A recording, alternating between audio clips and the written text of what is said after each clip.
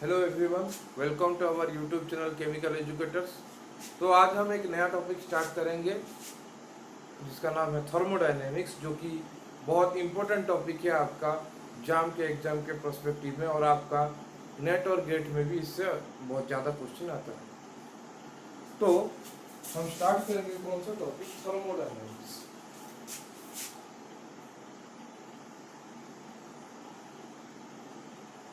ठीक है, तो ये पढ़ने से पहले एक चीज़ आप जान लीजिए कि आईआईटी जाम में थर्मोडायनेमिक्स से क्वेश्चंस कितना आता है।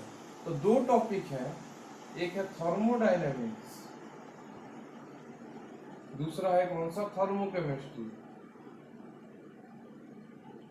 दोनों ही इंटर रिलेटेड टॉपिक्स हैं, दोनों ही इंटर रिलेटेड टॉपिक्स हैं। और थर्मोडायनेमिक्स और थर्मोकेमिस्ट्री में से जाम में एवरेज 7 to 8 मार्क्स आ जाता है। ठीक है, एवरेज 7 to 8 मार्क्स आ जाता है। ये दोनों टॉपिक को मिला है। एक बार आ गया, एक बार तो 11 मार्क्स का क्वेश्चन आ गया था टोटल इन दोनों टॉपिक से। तो इसीलिए जाम वालों के लिए ये बहुत इंपॉर्टेंट है, और गेट नेट वालों के लिए भी बहुत ज़्यादा इंपॉर्टेंट टॉपिक है, क्योंकि यहाँ से ज़्यादा क्वेश्चन आते हैं। ठीक है, तो हर टॉपिक तो हम पहले पढ़ेंगे थर्मोडायनेमिक्स, उसके बाद हम थर्मोकेमिस्ट्री के बारे में पढ़ेंगे। ठीक है, तो पहले हम थर्मोडायनेमिक्स के बारे में पढ़ेंगे। तो हर टॉपिक को पढ़ने से पहले मैं आपको जैसे करवाता हूँ कि उसका सिलेबस क्या है, मतलब क्या क्या पढ़ना है, आया ना। क्योंकि कोई टॉपिक अगर पढ़ेंगे तो ऐसा तो नहीं है कि उसमें हमें पीएचडी करना है, बहुत ज्यादा पढ़ लेना है ना। एग्जाम के पर्सपेक्टिव में कितना क्वेश्चन आएगा और कहाँ कहाँ से क्वेश्चन आता है और क्या क्या वो सब्जेक्ट को टच करता है, वही हमें देखना है अगर हमें एग्जाम के लिए एफिशिएंट पढ़ाई करना है और अच्छा मार्क्स स्कोर करना है। ठीक है, तो जो जो टॉपिक आएगा मैं वो पढ़ाता जाऊंगा, और आप उसको अच्छी तरह से पढ़ते जाना और प्रॉब्लम्स उसके रिलेटेड सॉल्व करते जाना। तो इसलिए हमें उसका सिलेबस जानने का बहुत जरूरी है। सिलेबस हर टॉपिक में आपको पहले सिलेबस जरूर जानना चाहिए। तो अभी कोई बोलेगा कि आप तो अगर पढ़ाओगे जाम के लिए कि जाम का सिलेबस में तो इतना थोड़ा सा ही दिया है थर्मोडायनेमिक्स, क्या क्वेश्चन आ सकता है। पर वैसा कभी नहीं होता। जाम के सिलेबस में थोड़ा सा लिख दिया है, पर उतने में से क्वेश्चन नहीं आता, उससे ज्यादा टॉपिक से क्वेश्चन आता है। मतलब उससे ज्यादा जो सब टॉपिक्स है थर्मोडायनेमिक्स के, वहां से भी क्वेश्चन आता है। तो उसके हिसाब से मैं आपको बता रहा हूँ। तो पहले सिलेबस में लिखिए क्या क्या टॉपिक है, हम लिख देंगे। तो पहले जैसा रहता है, पहले रहेगा हमारा इंट्रोडक्शन। ठीक है, पहले रहेगा क्या, इंट्रोडक्शन। एक मिनट थोड़ा सा,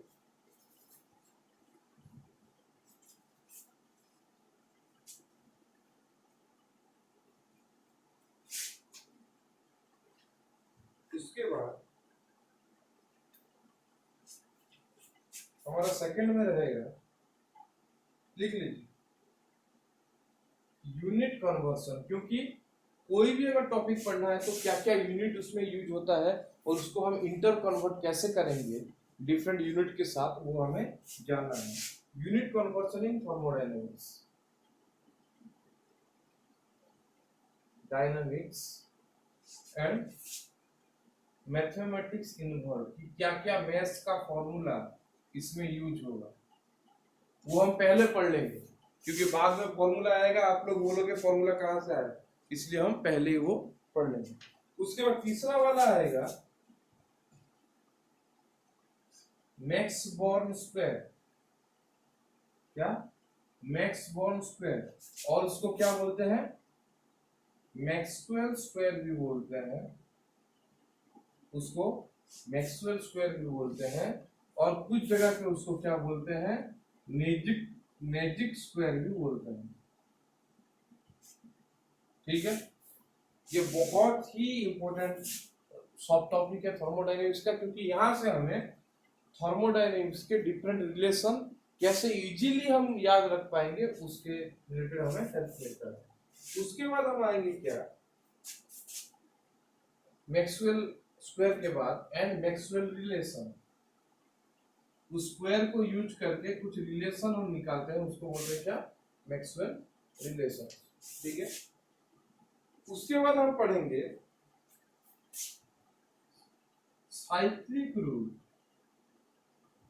उसके बाद हम क्या पढ़ेंगे, साइक्लिक रूल पढ़ेंगे। ठीक है, तो साइक्लिक रूल के बाद हम पढ़ेंगे thermodynamic coefficients.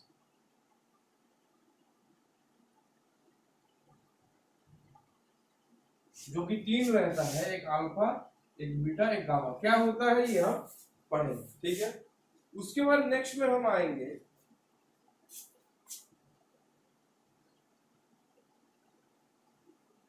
State function and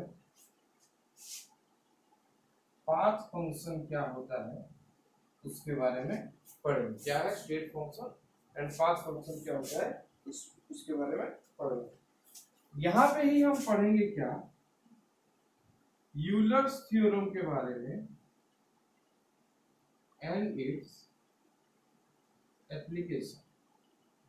ठीक है, तो यहां तक नोट डाउन कर लीजिए, उसके बाद हम आगे लिखेंगे क्या क्या है सिलेबस। बहुत ही बड़ा चैप्टर है और बहुत ही इंपॉर्टेंट चैप्टर है आपका ये एग्जाम के पॉइंट ऑफ व्यू से। यहाँ से क्वेश्चंस आते रहते हैं और कुछ टॉपिक में इसका एप्लीकेशन भी है, मतलब यहाँ से जो रिलेशन मिलेगा आपको दूसरे टॉपिक में भी उसका यूज होगा। ठीक है,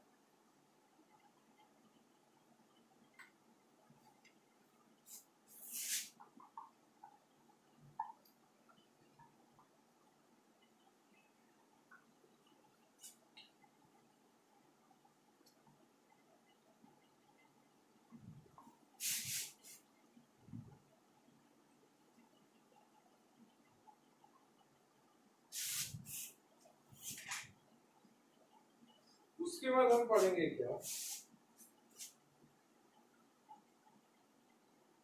हीट कैपेसिटी के बारे में।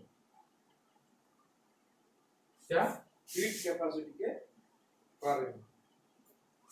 तो हीट कैपेसिटी में क्या पढ़ेंगे हम, उसका बेसिक फीचर क्या होगा, उसका बेसिक फीचर्स क्या होगा उसके बारे में हम पढ़ेंगे। उसके बाद 8 नंबर पे हम पढ़ेंगे, 8 नंबर में हम पढ़ेंगे थर्मोडायनेमिक इक्वेशन ऑफ स्टेट के बारे में। थर्मोडायनेमिक इक्वेशन ऑफ स्टेट के बारे में, और उसमें क्या आएगा, कॉन्सेप्ट ऑफ इंटरनल प्रेशर आएगा, इंटरनल प्रेशर। ठीक है, ये हुआ 8 number.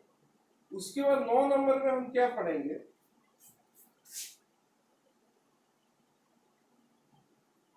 Relations between heat capacities. ये जो हीट कैपेसिटी सब है उनके बीच में क्या पढ़ेंगे हम, रिलेशन पढ़ेंगे। तो क्या क्या है, CP and CV relation. CP और सीवी दो हीट कैपेसिटी रहता है, उनके बीच में रिलेशन। टोटल हम 9 रिलेशंस पढ़ेंगे। कितना, 9 रिलेशन, और 9 में से 9 रिलेशन इंपॉर्टेंट है। ठीक है, बहुत इंपॉर्टेंट है। उसके बाद हम पढ़ेंगे क्या, जीरोथ लॉ ऑफ थर्मोडायनेमिक्स। क्या होता है, सिर्फ इसका डेफिनेशन पढ़ना है, ज्यादा कुछ नहीं पढ़ना है। उसके बाद हम पढ़ेंगे क्या, first law of thermodynamics and sign conventions. कि उसमें क्या साइन कन्वेंशन आएगा फर्स्ट लॉ ऑफ थर्मोडायनेमिक्स में, उसके बारे में हम पढ़ेंगे। ठीक है, उसके बाद नेक्स्ट में हम पढ़ेंगे वार्क एंड इट्स फीचर। कि वार्क क्या होता है और उसका फीचर क्या होता है उसके बारे में पढ़ेंगे।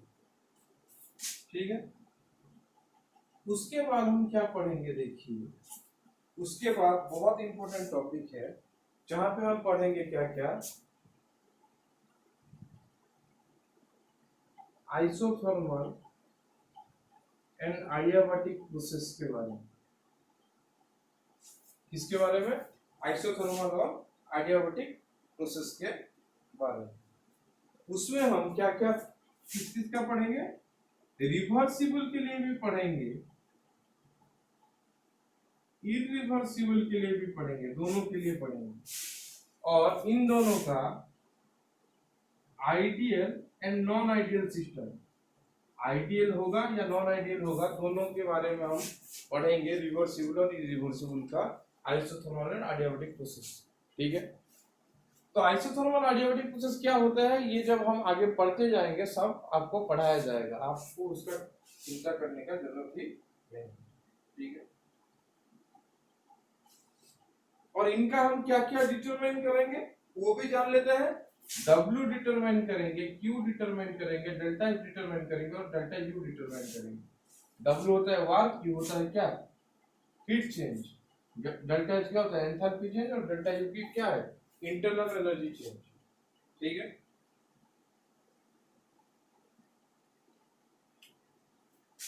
तो यहां तक हम पहले पढ़ेंगे। ठीक है,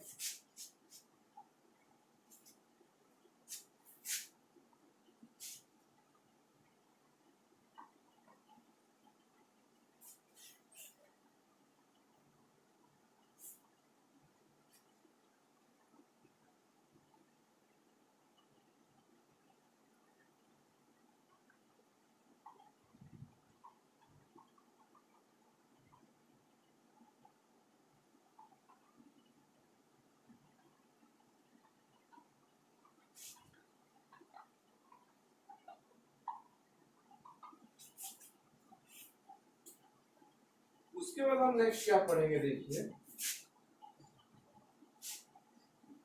जूल थॉमसन एक्सपेरिमेंट के बारे में।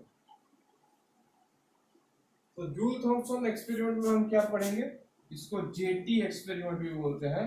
उसमें हम जूल थॉमसन कोफिशिएंट के बारे में पढ़ेंगे। किसके बारे में, जूल थॉमसन कोफिशिएंट के बारे में। उससे आपका एग्जाम्स में क्वेश्चन आता है। उसके बाद हम आएंगे 15 नंबर पे हमारा सिलेबस में, जिसमें हम पढ़ेंगे कार्नट साइकिल। तो कार्नट साइकिल में हम दोनों पढ़ेंगे, एक कार्नट हीट इंजन के बारे में पढ़ेंगे, एक कार्नट हीट इंजन के बारे में पढ़ेंगे, और एक कार्नट रेफ्रिजरेटर के बारे में भी पढ़ेंगे, कार्नट रेफ्रिजरेटर के बारे में भी पढ़ेंगे। ठीक है, तो ये जो कार्नट साइकिल है, ये क्या होता है, ब्रिज होता है फर्स्ट एंड सेकंड लॉ के बीच में। ब्रिज होता है क्या, फर्स्ट एंड सेकंड लॉ। तो ये आपको जानने का जरूरत नहीं है, आप इतना याद रखिए, आपको पढ़ना है क्या क्या, कार्नट इंजन और कार्नट रेफ्रिजरेटर। उसके बाद हम आएंगे, नेक्स्ट हम पढ़ेंगे क्या, देखिए नेक्स्ट हम पढ़ेंगे सेकंड लॉ, थर्मोडायनेमिक्स का second law and concept of entropy के बारे में, कॉन्सेप्ट ऑफ एंट्रोपी के बारे में। उसके बाद नेक्स्ट आइए, नेक्स्ट में हम पढ़ेंगे क्या क्या, देखिए नेक्स्ट में हम पढ़ेंगे क्या क्या पढ़ेंगे, आप लिख लीजिए, of energy, equipotential of entropy. Energy के बारे में भी पढ़ेंगे, तो पहले एंट्रोपी के बारे में पढ़ देंगे, and degree of freedom, and degree of freedom. Then हम पढ़ेंगे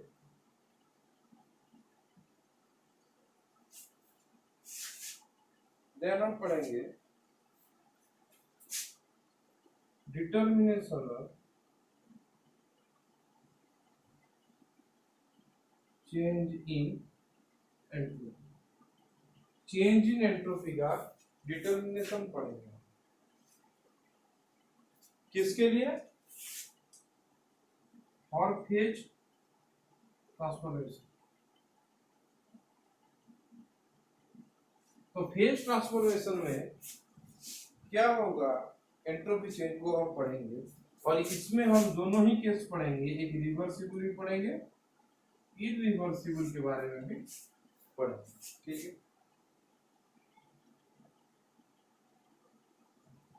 समझ में आया? लिखिए, सब लिखिए, सिलेबस लिखिए।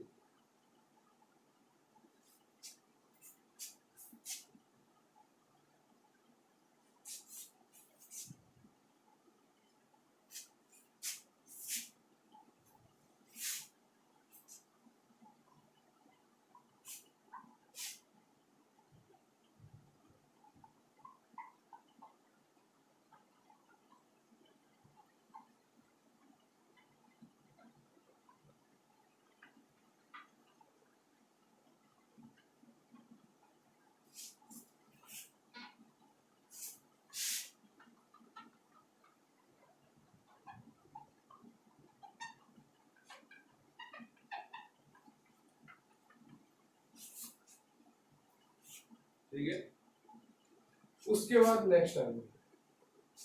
नेक्स्ट में हम पढ़ेंगे एंट्रोपी ऑफ मिक्सिंग के बारे में। तो एंट्रोपी ऑफ मिक्सिंग में हम क्या क्या पढ़ेंगे? Solid solid mixing, liquid liquid mixing, solid liquid mixing, और एक पढ़ेंगे हम आइडियल मिक्सिंग और आइडियल गैसेस। ये हम पढ़ेंगे एंट्रोपी ऑफ मिक्सिंग के बारे में, यहां से क्वेश्चन आता है। उसके बाद हम पढ़ेंगे क्या? थर्ड लॉ पढ़ेंगे, थर्ड लॉ ऑफ थर्मोडायनामिक्स पढ़ेंगे and concept of residual entropy, residual entropy के बारे में पढ़ेंगे। ठीक है, देन हम पढ़ेंगे क्रॉटन्स रूल। नेक्स्ट में आएगा elementary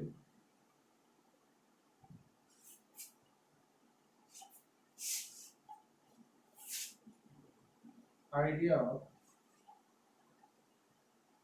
phase transition, elementary idea of phase transition. और elementary idea of phase transition में हम पढ़ेंगे क्लासियस क्लापेरॉन इक्वेशन। क्या पढ़ेंगे? Clausius Clapeyron equation. और उसके साथ हम और एक चीज भी पढ़ेंगे जो है क्लासियस इनइक्वालिटी के बारे में। क्लासियस इनइक्वालिटी के बारे में हम पढ़ेंगे। ठीक है,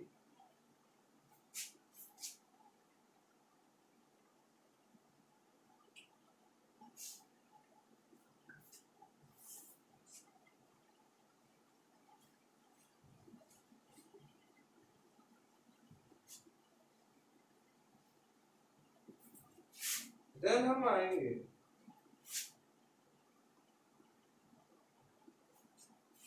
थर्मोडायनेमिक पोटेंशियल के बारे में पढ़ने के। क्या है? थर्मोडायनेमिक पोटेंशियल के बारे में पढ़ेंगे। तो थर्मोडायनेमिक्स पोटेंशियल में हम पढ़ेंगे जी, एच, ए और यू के बारे में। Gibbs free energy, enthalpy, Helmholtz energy and internal energy. Then हम पढ़ने जाएंगे Gibbs function and Helmholtz function के बारे में। Gibbs function and Helmholtz function के बारे में। तो उसके अंदर ही हम पढ़ेंगे, क्या पढ़ेंगे? Determination of delta G for various processes. Then आएंगे हम गिब्स हेल्महोल्ट्ज इक्वेशन पे, जो कि है dependence of G on temperature and pressure. जो होता है मेरा क्या? Gibbs Helmholtz equation, Gibbs Helmholtz equation, उसके बारे में हम पढ़ेंगे। ठीक है, देन फाइनली हम पढ़ेंगे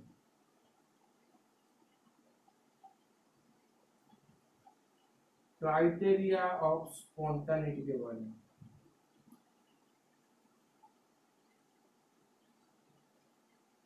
क्राइटेरिया ऑफ स्पॉन्टानिटी के बारे में, ठीक है। तो यहां तक हमारा क्या था, यहां तक हमारा जाम का सिलेबस में यहां तक है। मतलब हमें ये सब पढ़ना है जाम का कोर्स कंप्लीट करने के लिए, ठीक है। तो ये जो इतना था ये आईआईटी जाम के लिए भी था, नेट के लिए भी है, और किसके लिए है, गेट के लिए भी है। मतलब ये सारी चीज तीनों में पढ़ना है, ठीक है। उसके बाद हम देख लेते हैं कि एक्सक्लूसिवली नेट के लिए क्या पढ़ना है।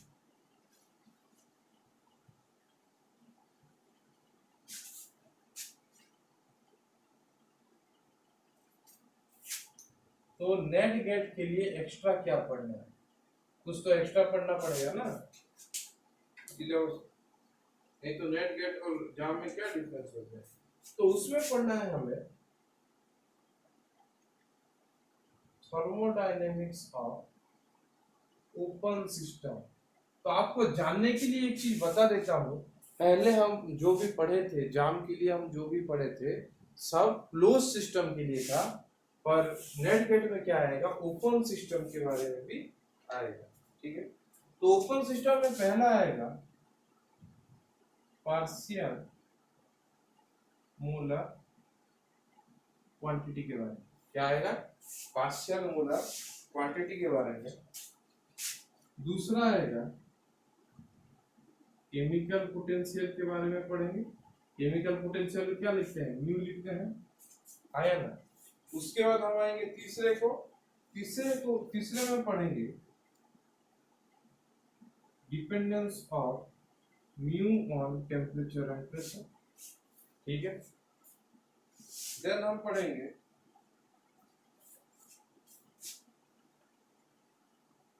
गिब्स डुहेम इक्वेशन, ये बहुत इंपॉर्टेंट है। और 5 नंबर में हम पढ़ेंगे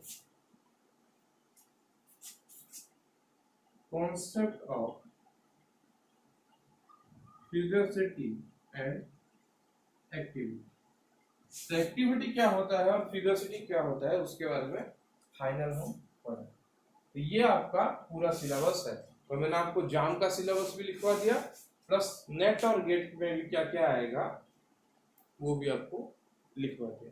तो अभी आप इसको अपना जो कॉपी है उसका पहला पेज में लिख लीजिए। तो हमें ये सब पढ़ना है, और कोई भी क्वेश्चन अगर करना है तो इन सब के रिलेटेड। और एक बार बोल दे रहा हूँ, ये जो है लिखवाया है ये जाम वालों के लिए नहीं है, ये आईआईटी जाम वालों के लिए नहीं है, ये सिर्फ नेट और गेट वालों का के लिए, सिर्फ नेट और गेट वालों के लिए है, जाम वालों के लिए नहीं है।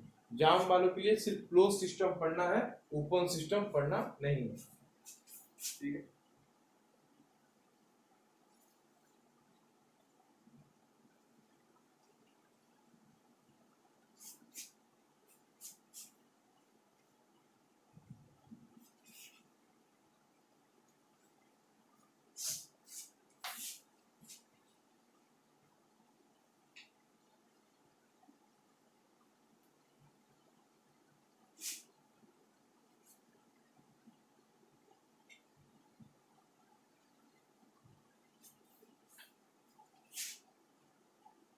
तो जब हम पढ़ रहे हैं थर्मोडायनेमिक्स, क्या पढ़ रहे हैं, थर्मोडायनेमिक्स। तो थर्मोडायनेमिक्स क्या होता है, इसको पढ़ने के लिए हमें क्या है, इसको हम क्यों पढ़ते हैं, इसमें हम क्या पढ़ते हैं और कैसे पढ़ते हैं, इसके बारे में हमें नॉलेज रहना जरूरी है कि क्यों पढ़ते हैं और ये क्या है और कैसे पढ़ते हैं, ठीक है। ये बेसिक नॉलेज रहना सबको जरूरी है। तो थर्मोडायनेमिक्स में देखिए पहले कि थर्मोडायनेमिक्स जो है उसका नाम को अगर डिवाइड करेंगे तो 2 पार्ट आ रहा है, ठीक है। एक पार्ट क्या है, थर्मो, दूसरा है क्या, डायनामिक्स, ठीक है। 2 टर्म में उसको हम डिवाइड कर रहे हैं। तो आप सबको पता है डायनामिक्स का मीनिंग तो इन मोशन को ही बोलते हैं। आयन डायनामिक्स मतलब जो मोशन में हो उसको क्या बोलते हैं, डायनामिक बोलते हैं। और थर्मो जो है वो कुछ थर्मल जैसा है, मतलब कोई थर्मल एनर्जी उस टाइप का कुछ है। तो ये क्या है हमारा एनर्जी, ये हमें हमारा सिग्निफाई करता है किसको, एनर्जी के बारे में, और ये हमें देता है इन मोशन। तो एनर्जी इन मोशन है सिंपली हमारा क्या, थर्मोडायनेमिक्स, मतलब एनर्जी का मोशन क्या हो रहा है उसको हम बोलेंगे क्या, थर्मोडायनेमिक्स। ठीक है, समझ में आया।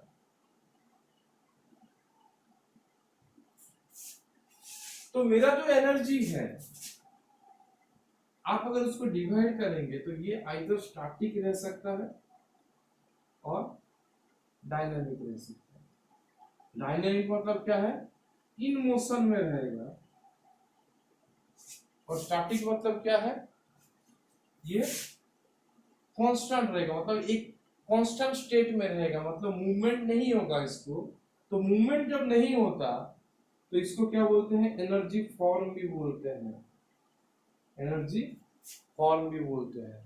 और आता है एक टर्म पोटेंशियल बोल के, वो हम उसको बोलते हैं, क्या बोलते हैं, पोटेंशियल बोलते हैं। ठीक है, तो स्टैटिक जब में रहेगा तब इसको बोलेंगे क्या, एनर्जी का फॉर्म है, मतलब कुछ स्पेसिफिक फॉर्म है, और इसको बोलते हैं क्या हम, और एक वर्ड में पोटेंशियल बोलते हैं।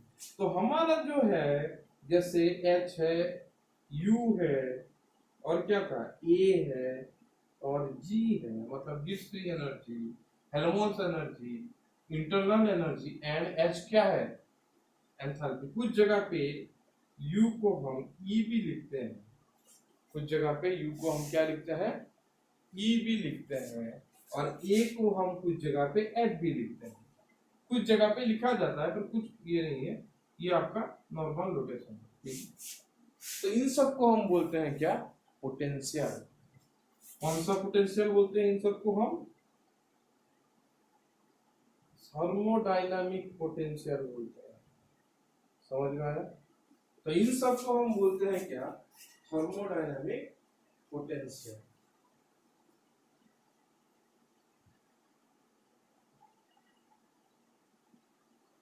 ठीक है, उसके बाद ये जब डायनामिक मोशन में हो, तो ये जब डायनामिक और हो या मोशन में हो तो हम उसको क्या बोलते हैं, ट्रांसफॉर्मेशन ऑफ एनर्जी। क्या बोलते हैं, ट्रांसफॉर्मेशन ऑफ एनर्जी।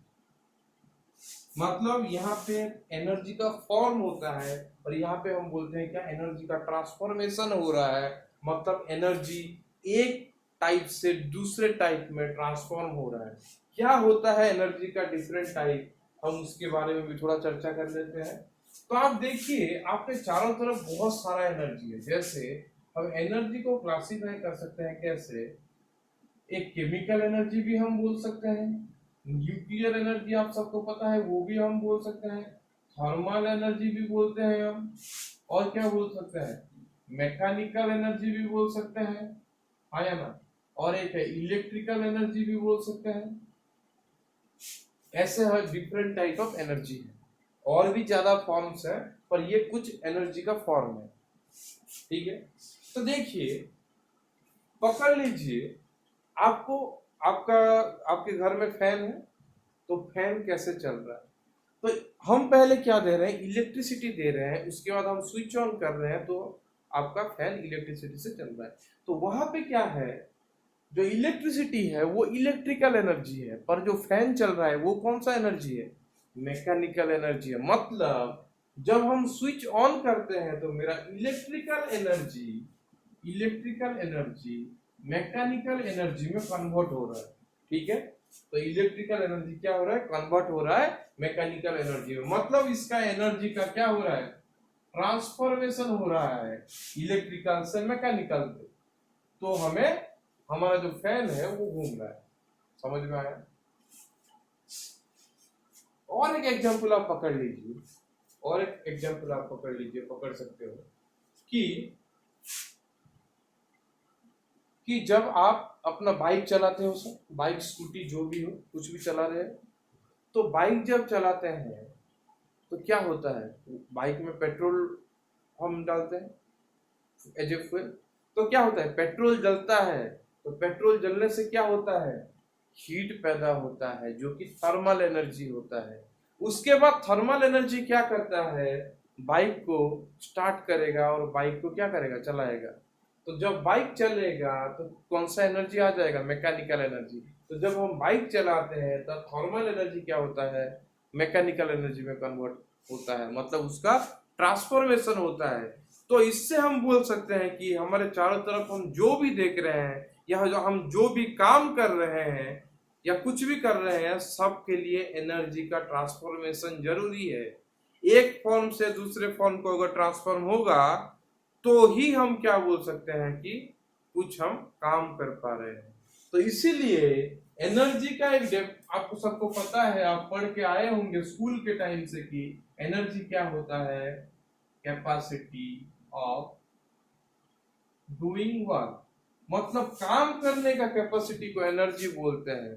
क्योंकि यहाँ पे देखिए एनर्जी का ट्रांसफॉर्मेशन हो रहा है, वो ही हमारा वर्क बन रहा है, मैकेनिकल जो हमारा क्या हो रहा है, एनर्जी में कन्वर्ट हो रहा है, वो वर्क कर रहा है। जो फैन चल रहा है उसको क्या बोलेंगे, वर्क। या हमारा बाइक चल रहा है उसको बोलेंगे हम क्या, वर्क। मतलब कुछ वर्क होगा एनर्जी के कारण, ठीक है। तो एनर्जी के बारे में आपको थोड़ा सा नॉलेज तो आ गया होगा। तो इनका दो स्टेट रहता है, एक स्टैटिक और एक डायनामिक। स्टैटिक मतलब क्या है, एक स्पेसिफिक स्टेट में होगा वो, तो उसको बोले क्या, पोटेंशियल बोलेंगे, और ये है उसका थर्मोडायनामिक पोटेंशियल। उसके बाद डायनामिक भी हो सकता है। डायनामिक में क्या होगा, एनर्जी का ट्रांसफॉर्मेशन होगा। डायनामिक में क्या होगा, एनर्जी का ट्रांसफॉर्मेशन होगा। तो जो ट्रांसफॉर्मेशन ऑफ एनर्जी होता है, जो ट्रांसफॉर्मेशन ऑफ एनर्जी होता है, मतलब ट्रांसफर होता है एनर्जी का एक स्टेट से दूसरे स्टेट को। ट्रांसफॉर्मेशन हम क्यों बोलते हैं, क्योंकि उसका फॉर्म चेंज हो रहा है। ट्रांसफर मतलब एक जगह से दूसरे जगह पे जा रहा है। तो जब ट्रांसफर होगा तभी तो ट्रांसफॉर्मेशन होगा ना। तो ट्रांसफॉर्मेशन होने के लिए ट्रांसफर होना जरूरी है, हाँ या ना। ट्रांसफॉर्मेशन होने के लिए क्या है, ट्रांसफर होना जरूरी है, क्योंकि एनर्जी एक जगह से दूसरी जगह जाएगा तभी वो ट्रांसफॉर्मेशन होगा। समझ पा रहे हो। तो इसीलिए हम ऐसे भी बोलते हैं कि ट्रांसफर ऑफ एनर्जी, ट्रांसफॉर्मेशन की जगह किस जगह पे ट्रांसफर ऑफ एनर्जी लिखते हैं। तो जो ट्रांसफॉर्मेशन ऑफ एनर्जी होता है उसका मोड्स रहते हैं, मतलब कुछ चीजें रहती हैं, कुछ प्रोसेस रहता है जो इनको क्या करता है, एनर्जी को ट्रांसफॉर्मेशन करता है एक स्टेट से दूसरे स्टेट को, या एक फॉर्म से दूसरे फॉर्म को। उसको बोलते हैं क्या, मोड्स। और मोड्स ऑफ ट्रांसफॉर्मेशन दो टाइप का होता है, एक क्यू बोलते हैं और एक डब्ल्यू। क्यू मतलब क्या, हीट, डब्ल्यू मतलब और हीट, और डब्ल्यू मतलब क्या, वर्क। तो जब एनर्जी एक फॉर्म से दूसरे फॉर्म में जाएगा या एक जगह से दूसरे जगह पे ट्रांसफर होगा, तब आइदर हीट का क्या होगा, रिलीज होगा, और हीट का क्या होगा, अब्जॉर्प्शन होगा, और कुछ वर्क डन होगा। आइदर वर्क होगा, नहीं तो हीट का कोई इन्वॉल्वमेंट होगा, तो ही हम बोल सकते हैं क्या, उसको डायनामिक प्रोसेस ऑफ एनर्जी और डायनामिक्स ऑफ एनर्जी, थर्मोडायनामिक्स। समझ में आया। तो थर्मोडायनामिक्स क्या बोल रहा है कि ट्रांसफॉर्मेशन ऑफ जो एनर्जी हो रहा है और उसका मोड्स क्या क्या होगा उसके बारे में हमें बता रहा है क्या, थर्मोडायनामिक्स। तो हमें इस टॉपिक में यही चीज पढ़ना है। थर्मोडायनामिक्स का एप्लीकेशन तो बहुत वास्ट है, इसको आप फिजिक्स में आपका ये पढ़ सकते हो, न्यूक्लियर फिजिक्स में पढ़ सकते हो, न्यूक्लियर केमिस्ट्री में पढ़ सकते हो, आप मैकेनिक्स में पढ़ सकते हो, बहुत सारी जगह पे पढ़ सकते हो। इसलिए इसका बहुत ही यूज है, हर प्रोसेस में, हर टॉपिक में, हर ब्रांच आप जो जो पढ़ते हो सब में इसका एप्लीकेशन है। पर हम सिर्फ केमिस्ट्री, हमें क्या है, केमिस्ट्री पढ़ना है, तो केमिस्ट्री में इसका क्या एप्लीकेशन है, मतलब केमिकल रिएक्शन में क्या एप्लीकेशन है, उसके बारे में हम ज्यादा पढ़ेंगे। तो पहले हम उस प्रोसेस के बारे में पढ़ेंगे जो कि हमारा थर्मोडायनेमिक्स टॉपिक पे रहेगा, और जब हम केमिकल रिएक्शन के ऊपर स्पेसिफिकली चले आएंगे तब उस टॉपिक का नाम क्या हो जाएगा, थर्मोकेमिस्ट्री। वहां पे हम सिर्फ केमिकल रिएक्शन के बारे में पढ़ेंगे। समझ में आया। तो दो टाइप का होगा, एक हीट के हिसाब से हो सकता है और एक वर्क के हिसाब से हो सकता है मोड और ट्रांसफॉर्मेशन। तो इन सबको ही हमें क्या है, ये पोटेंशियल के बारे में हमें पढ़ना है कि जब ट्रांसफॉर्मेशन नहीं होगा, जब एनर्जी स्टैटिक रहेगा, और क्या किसके बारे में पढ़ना है, और जब ट्रांसफॉर्मेशन होगा तब हीट और वर्क क्या चेंज हो रहा है उसके बारे में हमें रफली पढ़ना है। ठीक है,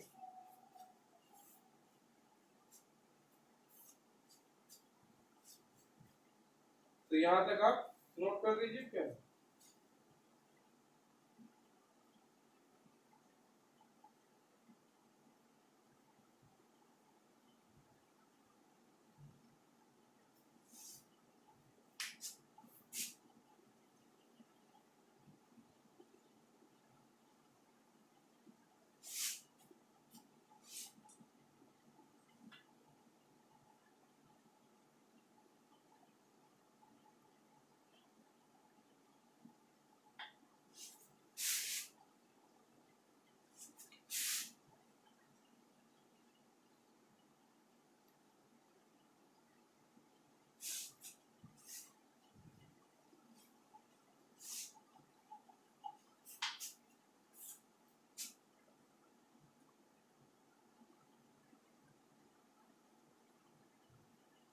तो यहाँ तक सब समझ गए होंगे। अभी हम नेक्स्ट चलते हैं। तो नेक्स्ट क्या है कि थर्मोडायनेमिक्स में दो टर्म का बहुत ज्यादा इस्तेमाल होता है। एक होता है सिस्टम का और एक होता है क्या, सराउंडिंग का। ठीक, तो सिस्टम क्या होता है और सराउंडिंग क्या होता है उसके बारे में हम जानते हैं। तो देखिए हमारा क्या है, जो हमारे चारों तरफ दिखता है, जो सब चीज प्रेजेंट है, और उसको हम क्या बोलते हैं, यूनिवर्स बोलते हैं। वही ना, यूनिवर्स मतलब ऑल थिंग्स जो हमारा प्रेजेंट है उसको बोलते हैं क्या, यूनिवर्स। तो जो यूनिवर्स रहता है वो दो टाइप में उसका क्लासिफिकेशन रहता है, एक रहता है सिस्टम और एक सराउंडिंग। तो सिस्टम क्या होता है, सिस्टम होता है part of universe under investigation, और क्या बोल सकते हैं, ऑब्जर्वेशन, और बोल सकते हैं क्या, अंडरगोइंग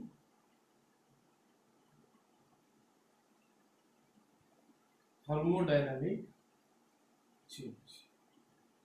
ठीक है, मतलब हम जब किसी का थर्मोडायनामिक चेंज या एनर्जी ट्रांसफॉर्मेशन क्या हो रहा है, थर्मोडायनामिक प्रॉपर्टी में क्या चेंज हो रहा है वो देखना है, तो हम एक स्पेसिफिक रीजन को हम सिलेक्ट करते हैं। एक हम स्पेसिफिक रीजन को सिलेक्ट करते हैं, और इस स्पेसिफिक रीजन में क्या चेंज हो रहा है, क्या ट्रांसफॉर्मेशन हो रहा है वो देखेंगे। तो उसको हम बोलेंगे क्या, सिस्टम। उसको हम बोलेंगे क्या, सिस्टम। और सिस्टम के बाद में बाकी जो यूनिवर्स में बच गया, सिस्टम, हम कुछ एरिया को सिस्टम कंसीडर करने के बाद जो बाकी बच गया उसको बोलते हैं क्या, सराउंडिंग। तो सराउंडिंग क्या होगा, रिमेनिंग पार्ट ऑफ यूनिवर्स। मतलब जो पार्ट बच गया है सिस्टम को, अगर यूनिवर्स से हम निकाल देंगे तो जो बच गया उसको बोलेंगे हम क्या, सराउंडिंग। उसको बोलेंगे हम सराउंडिंग। तो पकड़ लीजिए ये मेरा यूनिवर्स है, ये मेरा अगर यूनिवर्स, ये डॉटेड लाइन, तो ये अगर मेरा सिस्टम है तो ये बाहर जो रह गया वो मेरा क्या है, सराउंडिंग। सराउंडिंग तो आप ऐसे भी पकड़ सकते हो, आप अगर एक कंटेनर लिए हो, यहाँ पे हॉट वाटर रखते हो, ठीक है, और इसमें आप हीट चेंज, हीट ट्रांसफॉर्मेशन, वार्क सब देख रहे हो इसमें, तो इसको हम बोलेंगे क्या, सिस्टम। और बाकी जो बच गया, बाकी जो बच गया हमारा जो एनवायरनमेंट है, हमारा एटमॉस्फेयर है, जो भी बच गया ना वो सब क्या है, सराउंडिंग में जाएंगे, वो सब सराउंडिंग में जाएंगे। ठीक है, उसके बाद देखिए जो सिस्टम है, सिस्टम और सराउंडिंग है, दोनों है आया ना। तो सिस्टम और सराउंडिंग को ये जो मेरा है ये क्या कर रहा है, सेपरेट आउट कर रहा है। मतलब ये बोल रहा है कि इसके अंदर जो है वो है सिस्टम, इसके बाहर जो है वो सराउंडिंग है। बता रहा है कौन, ये जो वाई जैसा कुछ है वो बता रहा है, तो उसको बोलेंगे क्या, बाउंड्री। उसको बोलेंगे बाउंड्री। उसको बोलेंगे क्या, बाउंड्री। मतलब जो सिस्टम और सराउंडिंग को डिफरेंशिएट करता है, जो सिस्टम और सराउंडिंग को डिफरेंशिएट करवाता है, उसको बोलते हैं हम क्या, बाउंड्री। तो बाउंड्री जो मेरा रहता है वो आइदर रियल भी हो सकता है और इमेजिनरी भी हो सकता है, ठीक है। वो रियल भी हो सकता है और इमेजिनरी भी हो सकता है। मतलब ये हमारा आंखों को दिख सकता है कि ये बाउंड्री है, और कुछ इमेजिनरी भी हो सकता है कि हम इमेजिन करेंगे कि इसका बाउंड्री इधर है। समझ में आया? इधर रियल हो सकता है, नहीं तो इमेजिनरी हो सकता है, ठीक है। पर बाउंड्री होने के लिए एक कंडीशन उसको सेटिस्फाई करना है। क्या क्या करना है कि जो ट्रांसफॉर्मेशंस होते हैं और चेंजेस होते हैं, transformations takes place at surface of boundary. मतलब जो भी ट्रांसफॉर्मेशन होते हैं सब ये बाउंड्री के सरफेस में ही होते हैं, सब ये बाउंड्री के सरफेस में, क्योंकि बाउंड्री ही सिस्टम और सराउंडिंग को जोड़ के रखता है। मतलब दोनों को डिफरेंशिएट भी करता है और दोनों को वो ही जोड़ के रखा है। दोनों का कॉमन पॉइंट, दोनों का मिलने का जगह कौन सा है, बाउंड्री है।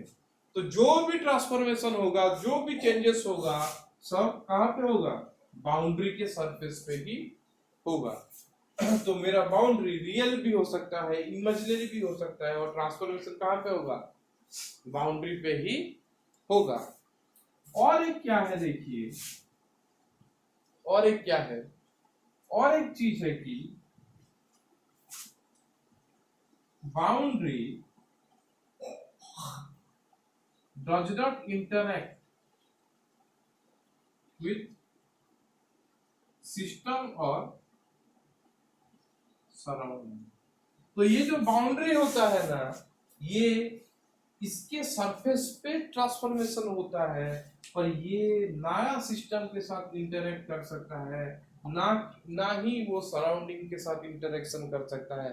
मतलब इंटरेक्शन नहीं होगा, वो सिर्फ एक जगह दे देगा अपना, जिसके ऊपर आपको ट्रांसफॉर्मेशन करना है। अपना सरफेस दे देगा कि आप यहाँ पे ट्रांसफॉर्मेशन करो, मतलब एनर्जी का ट्रांसफॉर्मेशन करो या एनर्जी का ट्रांसफर करो, और मोड ऑफ ट्रांसफर क्या रखो, हीट रखो, या आप वर्क करो, जो भी करो इसके सरफेस पे करो, पर इसका इन्वॉल्वमेंट नहीं होगा, ये खुद रिएक्ट नहीं करेगा, ये खुद इंटरेक्ट नहीं करेगा, ठीक है।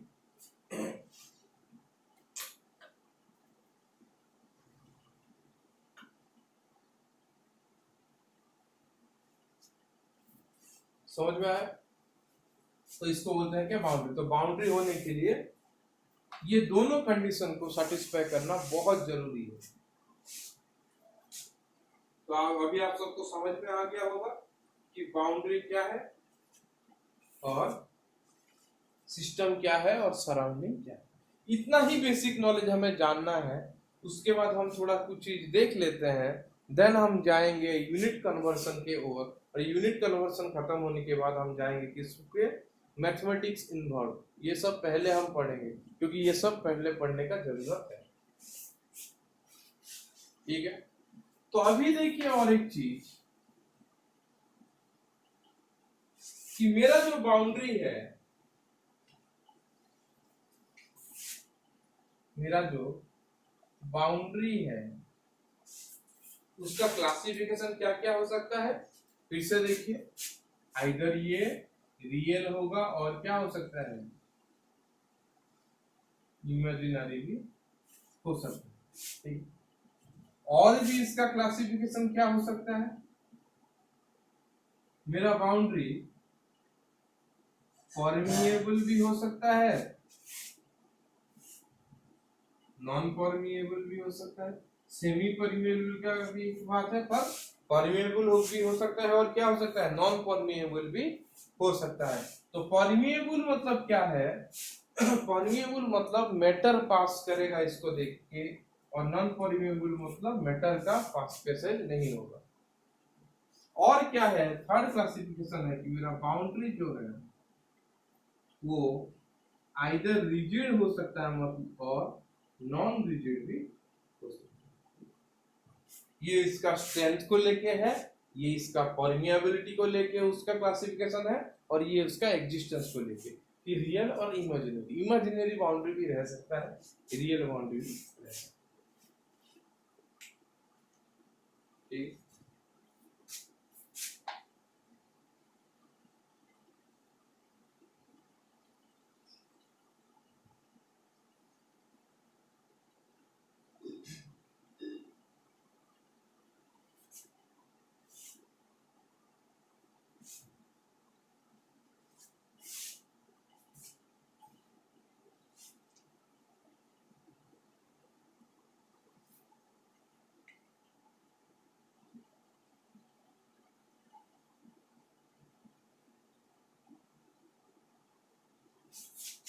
तो कैसे रहेगा देखिए आप,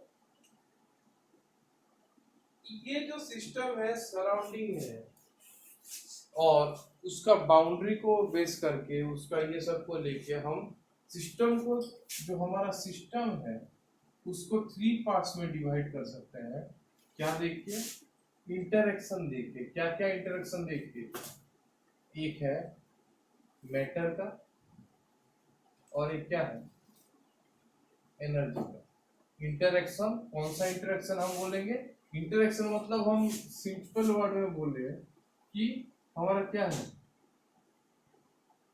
ट्रांसफर को देखते, क्योंकि आपको बोला था कि ट्रांसफर होगा तो ही क्या होगा, मोशन होगा, एनर्जी का ट्रांसफॉर्मेशन होगा, तो एनर्जी का ट्रांसफॉर्मेशन होगा तो वो मोशन में आएगा, आया ना। तो इसीलिए एनर्जी का ट्रांसफर देखिए, एनर्जी और मैटर ये दो चीज रहता है। मैटर मतलब क्या होता है, मैटर मतलब एक चीज, एक सब्सटेंस और एक स्पेसीज होता है जिसका कुछ क्या होता है मास होता है और उस स्पेस को ऑक्यूपाई करता है। ठीक है, सबको पता है। एनर्जी तो आपको पता है क्या होता है।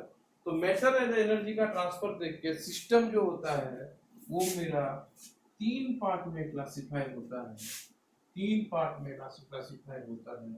एक को बोलते हैं हम ओपन, दूसरे को बोलते हैं हम क्लोज, और तीसरे को बोलते हैं हम आइसोलेटेड। क्या क्या बोलते हैं, एक को बोलते हैं हम ओपन, दूसरे को बोलते हैं हम क्लोज, और तीसरे को बोलते हैं हम क्या आइसोलेटेड। तो उसमें क्या क्या होता है देखिए, तो यहाँ पे लिख लीजिए ट्रांसफर। ठीक है, एक है मैटर का, दूसरा है क्या एनर्जी का। एक है मैटर का ट्रांसफर और एनर्जी का ट्रांसफर। तो मेरा जो ओपन सिस्टम होता है, ओपन सिस्टम में मेरा मैटर और एनर्जी दोनों ही ट्रांसफर होते हैं। ओपन सिस्टम में मेरा मैटर और एनर्जी दोनों ट्रांसफर होते हैं।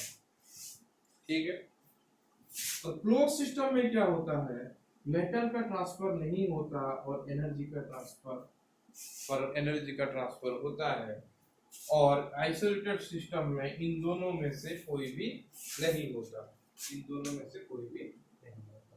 तो इनका आप एग्जाम्पल पकड़ सकते हैं कि अगर इस टाइप का एक सिस्टम है, ओपन जार है, एक ओपन जार है, उसमें अगर हमने हॉट वाटर रखा है, खुला करके रखा है, तो क्या होगा, इससे हमारा एनर्जी का भी क्या होगा ट्रांसफर होगा सराउंडिंग को, और क्या होगा मैटर का भी ट्रांसफर हो सकता है इन फॉर्म ऑफ क्या वाटर वेपर्स, आया ना। तो इसको बोलेंगे हम क्या ओपन सिस्टम। पर अगर सिस्टम ऐसा हो बंद हो और इसके अंदर अगर हमने हॉट वाटर लिया, इसके अंदर अगर हमने हॉट वाटर लिया, और एक कंडीशन होना चाहिए कि ये बाउंड्री जो है वो परमिएबल होना चाहिए। क्या होना चाहिए, कि बाउंड्री जो है सॉरी ये नॉन परमिएबल होना चाहिए। मतलब कुछ हमने एक लिया है ऐसे करके, उसको हमने कवर किया है और उसका जो बाउंड्री है वो नॉन परमिएबल है, मतलब मैटर का ट्रांसफर नहीं होगा पर एनर्जी का ट्रांसफर हो सकता है, हाँ या ना? एनर्जी का ट्रांसफर यहाँ पे हो सकता है, इसीलिए इसमें क्या होगा, मैटर का ट्रांसफर नहीं होगा, एनर्जी का ट्रांसफर होगा। तो इसको हम बोलेंगे क्या, क्लोज सिस्टम। मतलब क्लोज सिस्टम में क्या होता है, बाउंड्री के थ्रू मेरा एनर्जी का ट्रांसफर हो सकता है सराउंडिंग को, पर मैटर का नहीं हो सकता है। और यहाँ पे क्या होगा, मैटर एनर्जी दोनों का कब होगा, जब ओपन कंटेनर होगा और यहाँ पे कोई मेम्ब्रेन हो जो कि परमिएबल हो। मतलब वो मैटर ट्रांसफर करने के लिए भी अगर मेम्ब्रेन अलाउ करेगा तो भी ये ओपन सिस्टम ही होगा, ठीक है। तो परमिएबल मेम्ब्रेन ऑलवेज गिव क्या है, open system. But non permeable अगर होगा तो वो क्या देगा, क्लोज सिस्टम देगा। समझ में आ गया। उसके बाद आइसोलेटेड सिस्टम मतलब क्या है, इस टाइप का कुछ होगा, वेरी रिजिड होगा, ठीक है। उसके अंदर मेरा हॉट वाटर है, और ये क्या है, इंसुलेटेड है, मतलब पूरा आइसोलेटेड है, ठीक है। मतलब यहाँ से ना मैटर बाहर जा पाएगा ना एनर्जी बाहर जा पाएगा, तो इसको बोलेंगे आइसोलेटेड सिस्टम। जैसे आपका एग्जांपल है थर्मोफ्लास्क। थर्मोफ्लास्क में गर्म पानी रखते हैं, ज्यादा टाइम गर्म क्यों रहता है, क्योंकि वो एक इंसुलेटेड टाइप है। मतलब वहां से हीट एनर्जी ना बाहर जा सकता है, ना आपका मैटर भी बाहर नहीं जा सकता है, इसलिए वहां पे क्या रहता है, गर्म रहता है, गर्म चीज। तो ये है आइसोलेटेड सिस्टम का एग्जांपल। तो हमें क्या है, हमें ओपन सिस्टम के बारे में तो जाम के पर्सपेक्टिव में नहीं पढ़ना है, नेट में इसको पढ़ाया जाएगा। नेट के लिए जब, तो पहले तो हमें पढ़ना है सिर्फ क्या, क्लोज सिस्टम। हमें पढ़ना है किसके बारे में, क्लोज सिस्टम के बारे में। हमें ज्यादा से ज्यादा क्या करना है, पढ़ना है, हमें ज्यादा से ज्यादा पढ़ना है। आइसोलेटेड के बारे में भी थोड़ा सा हम पढ़ेंगे, जो कि एडियाबैटिक सिस्टम में आएगा। पर मेनली हम किसके बारे में पढ़ेंगे, क्लोज सिस्टम के बारे में पढ़ेंगे। और ओपन सिस्टम के बारे में हम नेट के लिए पढ़ेंगे, जो कि बाद में मैंने रखा है कि पहले हम क्लोज सिस्टम ये सब के लिए पढ़ लेंगे और बाद में हम ओपन के लिए पढ़ेंगे, वो जो कि जाम वालों के लिए नहीं होगा, सिर्फ नेट और गेट वालों के लिए होगा। तो क्लोज सिस्टम के लिए ही हम क्या करते हैं, स्टडी करते हैं। तो मेनली हम क्लोज सिस्टम के लिए थर्मोडायनामिक स्टडी करते हैं, उसके बाद हम ओपन को जाएंगे, ठीक है। तो सबको समझ में आ गया ओपन, क्लोज और आइसोलेटेड सिस्टम क्या होता है। बहुत सिंपल कॉन्सेप्ट है, सिर्फ आपको थोड़ा जानना है, क्योंकि एमएसक्यू टाइप क्वेश्चन में इन सब के पीछे जो भी कॉन्सेप्ट है वो पूछ लेता है। तो ये तो आपको पता है कि सिस्टम से मैटर या एनर्जी ट्रांसफर कहाँ पे होता है, सराउंडिंग पे होता है। समझ में आया। बाउंड्री ओनली एक आपको भाया देगा ये होने के लिए, ना कि वो खुद क्या करेगा, खुद कोई हीट ऑब्जर्व नहीं करेगा। जैसे आप पकड़ लीजिए, एक एग्जांपल देके आपको समझा ही देता हूँ। यहाँ पे देखिए, अगर हॉट वाटर है और अंदर कितना है, अंदर कितना है, कुछ हमारा एनर्जी है। तो अगर एनर्जी बाहर जाएगा, अगर एनर्जी बाहर जाएगा यहां से, अंदर से अगर 10 किलो जूल ट्रांसफर हो रहा है, अगर बाहर जाने के बाद 10 किलो जूल ही मिला सराउंडिंग को, तो इसको बोलेंगे हम बाउंड्री, क्योंकि बाउंड्री कुछ भी हीट को क्या नहीं कर रहा है, उसके साथ इंटरेक्ट नहीं कर रहा है। पर अगर ऐसा एक कंटेनर है जिसमें 10 किलो जूल है, पर जब वो बाउंड्री देके बाहर निकलेगा, हमें 8 किलो जूल मिला, 8 किलो जूल मिल रहा है, तो उससे पता चल रहा है कि बाउंड्री ने 2 किलो जूल मेरा जो हीट है उसको क्या कर दिया है, ऑब्जर्व कर दिया है। 2 किलो जूल मेरा जो एनर्जी है उसको क्या कर दिया है, ऑब्जर्व कर दिया है, उसको ऑब्जर्व कर दिया है, ठीक है। तो अगर 2 किलो जूल को ऑब्जर्व कर देगा तो इसको हम बाउंड्री नहीं कहेंगे। तो क्या हो सकता है, जो एनर्जी का ट्रांसफर होगा वो क्या होगा, जितना ट्रांसफर है उतना ही ट्रांसफर सराउंडिंग को होना चाहिए, तो ही उसको हम बाउंड्री बोलेंगे, ठीक है। तो सिंपली हम ऐसे ही समझ सकते हैं।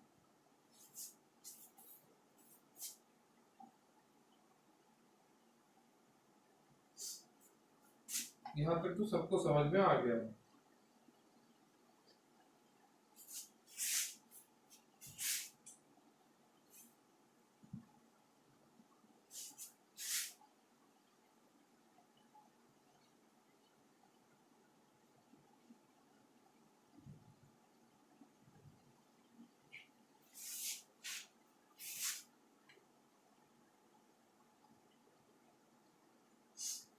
ठीक है।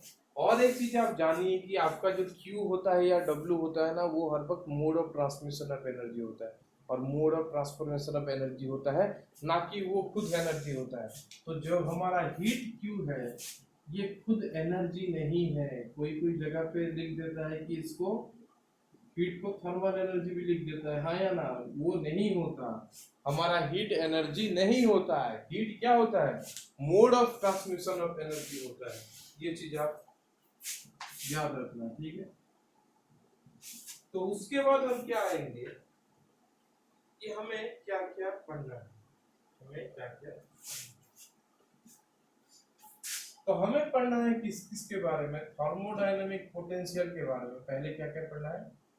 थर्मोडायनेमिक पोटेंशियल के बारे में, और एक चीज के बारे में पढ़ना है, थर्मोडायनेमिक पैरामीटर्स क्या क्या रहता है उसके बारे में। थर्मोडायनेमिक्स पैरामीटर्स क्या क्या रहता है उसके बारे में।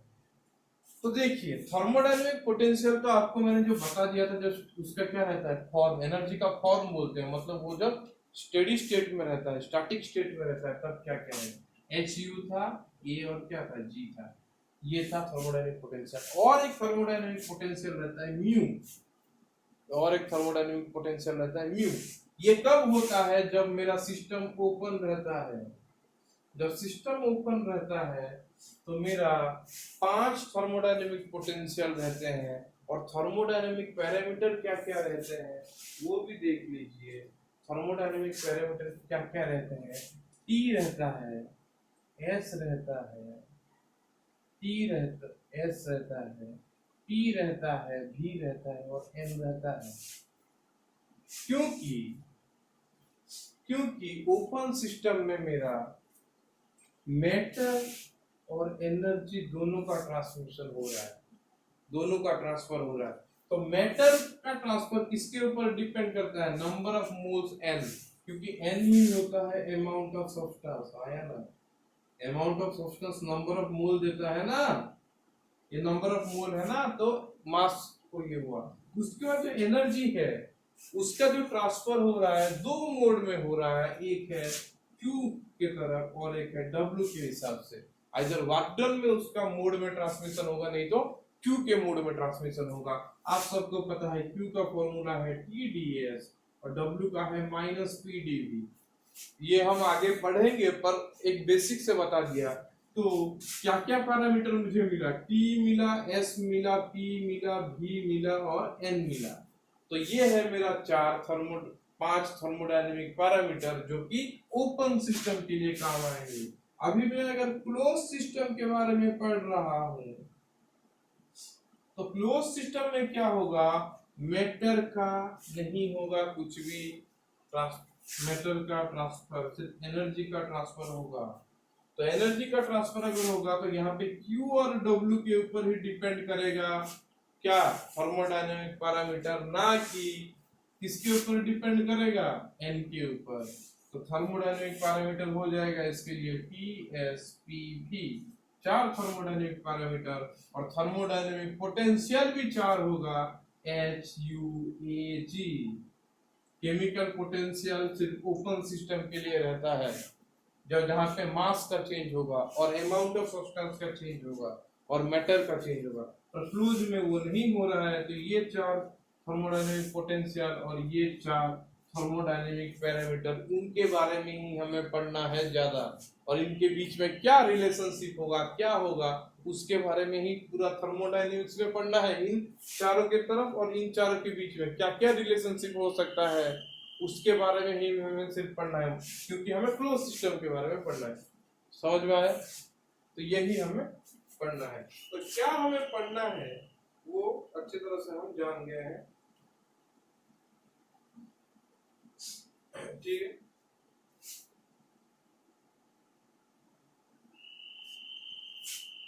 तो अभी देखिए, ये जो मेरा पोटेंशियल्स है, ये सब तो एनर्जी है ना, एनर्जी का फॉर्म है, हाँ या ना, एनर्जी। पर Q और W क्या है, मोड्स ऑफ एनर्जी है, तो इनका यूनिट एनर्जी नहीं होगी। तो बाकी जो थर्मोडायनेमिक पैरामीटर है T S P भी, ये सब एक सेपरेट एंटिटी है, T एक है, S एक है, P एक है, V एक है, तो इसका कुछ यूनिट होगा एनर्जी का। उसके बाद टेम्परेचर का भी कुछ डिफरेंट यूनिट्स होगा, S का भी डिफरेंट यूनिट होगा, T का भी होगा, V का भी होगा। आया ना? इतना तक तो सबको पता है। तो S का क्या होगा, देखिए मेरा S डिपेंड करता है इनडायरेक्टली एनर्जी के ऊपर, ठीक है। S डिपेंड करता है, S का यूनिट किसके ऊपर, एनर्जी के यूनिट के ऊपर। तो हम क्या कर सकते हैं कि इसको एनर्जी में कंसीडर कर दे सकते हैं कि S भी एनर्जी के ऊपर ही डिपेंड करेगा। तो हमें एनर्जी का, टेम्परेचर का, प्रेशर का और वॉल्यूम का क्या क्या यूनिट पॉसिबल है और उनके अंदर क्या क्या रिलेशनशिप है वो पढ़ना पड़ेगा, क्योंकि यूनिट कन्वर्सन आना चाहिए हमें, क्योंकि क्वेश्चन में अलग अलग डिफरेंट यूनिट दे सकता है और आंसर में हमें डिफरेंट यूनिट मांगा होगा, तो हमें तो आंसर निकालना है ना। तो कैसे निकाल पाएंगे जब हमको यूनिट कन्वर्सन पता। तो यूनिट कन्वर्सन के बारे में हम पढ़ेंगे अभी, क्या यूनिट होगा, कैसे उसको कन्वर्ट करेंगे डिफरेंट यूनिट में, उसके बारे में हम थोड़ा सा भी पढ़ेंगे।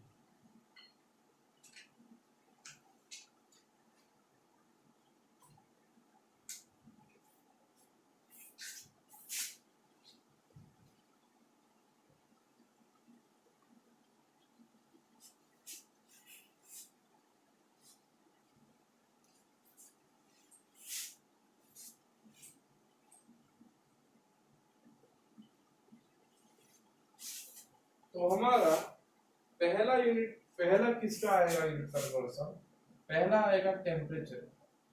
तो सबको पता है कि टेम्परेचर में हम मेनली यूज करते हैं कौन सा स्केल, केल्विन स्केल। जो भी हमारा कैलकुलेशन होता है हम केल्विन स्केल में करते हैं। तो हमें एक ही सिर्फ फॉर्मूला याद रखना है, अगर डिग्री सेल्सियस है तो उसमें हम 273.15 मिलाते हैं तो वो केल्विन हो जाता है। अगर हमें एग्जैक्ट वैल्यू चाहिए, अगर नॉट सेक्शन में मंगाए एग्जैक्ट वैल्यू चाहिए तो 273.17 हम प्लस करते हैं। उसका हम दैट इंप्लाइज लिख भी सकते हैं कि degree Celsius plus 273 equal to Kelvin. 0.15 को हम इग्नोर कर देते हैं और लिख देते हैं क्या, degree Celsius plus 273 equal to क्या लिख देते हैं, केल्विन। तो ऐसे हमारा टेम्परेचर का कन्वर्सन हो जाएगा। उसके बाद हम आते हैं वॉल्यूम के ऊपर, वॉल्यूम में क्या क्या होगा unit conversion. Unit conversion heading दे दी। तो यूनिट कन्वर्जन में वॉल्यूम के लिए क्या होगा वो देखिए।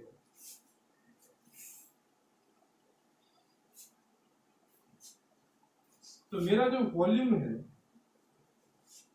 अच्छे से आप देखिए, जो मेरा वॉल्यूम है उसका यूनिट हमें पता है कि लीटर हो सकता है, ml हो सकता है और क्या क्या हो सकता है, मीटर क्यूब हो सकता है, डीएम क्यूब हो सकता है, इस टाइप का सब हो सकता है।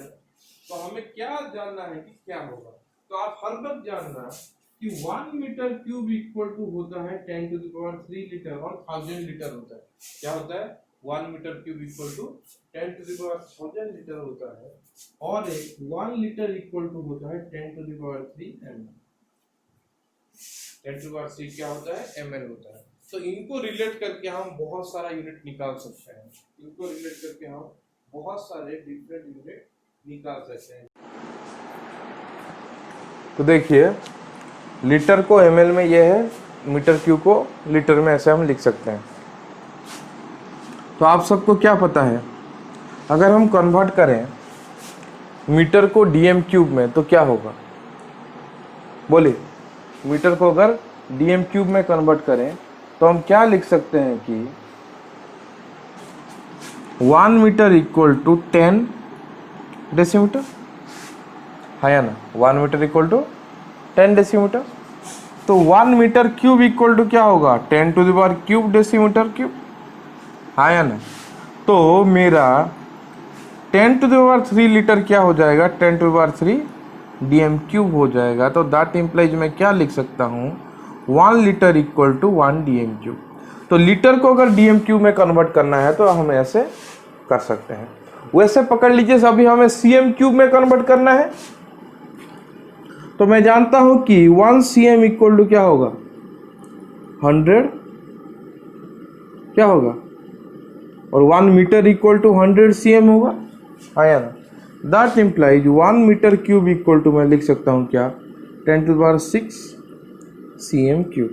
That implies 10 to power 3 litre equal to 10 to power 6 CM cube. That implies क्या होगा 1 लीटर इक्वल टू होगा 10 to the power 3 CM cube.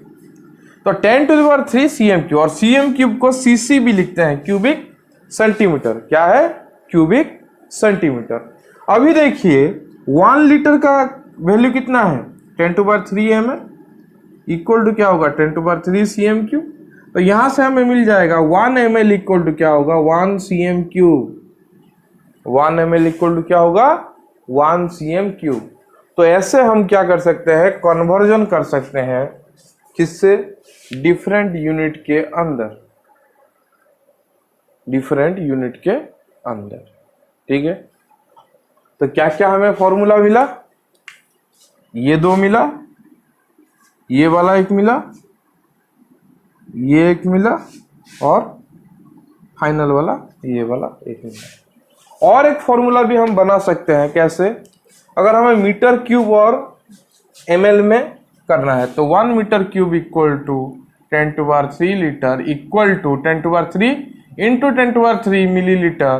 That implies 1 metre cube equal to क्या हो जाएगा 10 टू पावर 6 मिलीलीटर। तो ये भी एक फॉर्मूला है। तो हमें वॉल्यूम में यूनिट कन्वर्जन पता चल गया है, आया ना। अभी हम आगे चलते हैं प्रेशर के कन्वर्सन। अभी हम आगे चलते हैं किसके कन्वर्सन में, प्रेशर का कन्वर्सन में।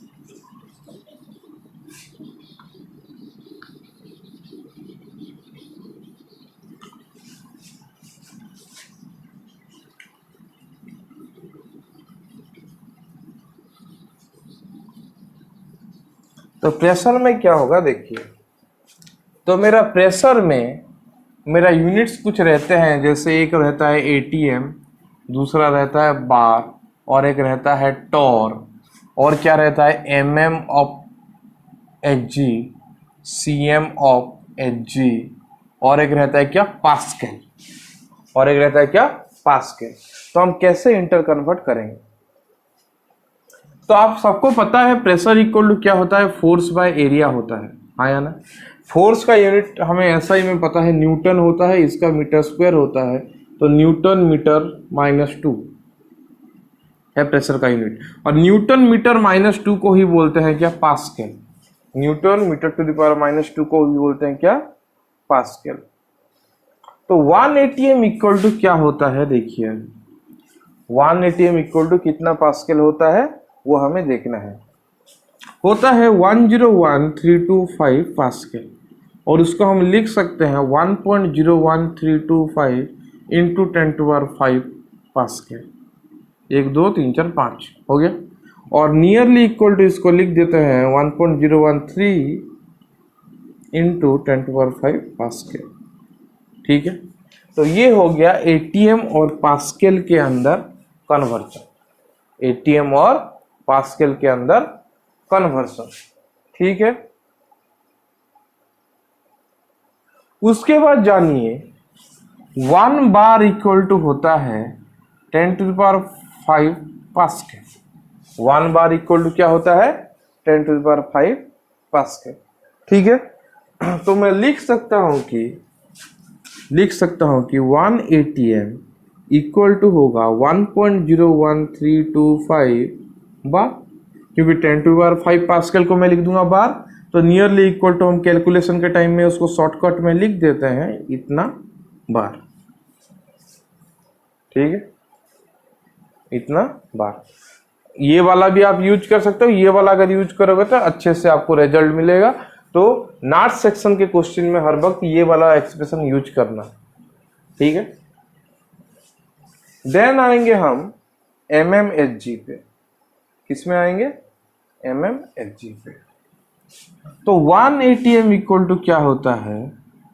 76 mm ऑफ Hg, और उसको cm में कन्वर्ट करेंगे तो 76 cm ऑफ Hg। और आप सबको जानना चाहिए कि 1 mm और उसको और एक भी लिख सकते हैं हम 760 Tor.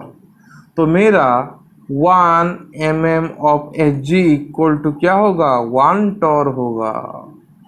1 mm of Hg equal to क्या होगा? 1 टॉर होगा।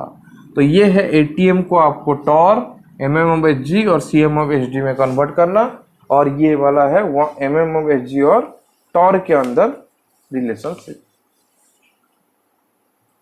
टॉर के अंदर रिलेशनशिप। ठीक है,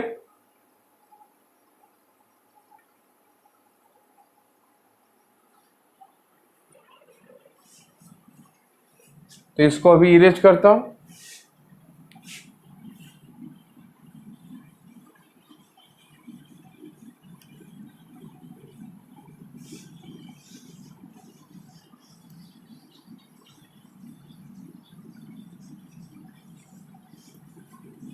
तो प्रेशर का कन्वर्सन हमें पता चल गया।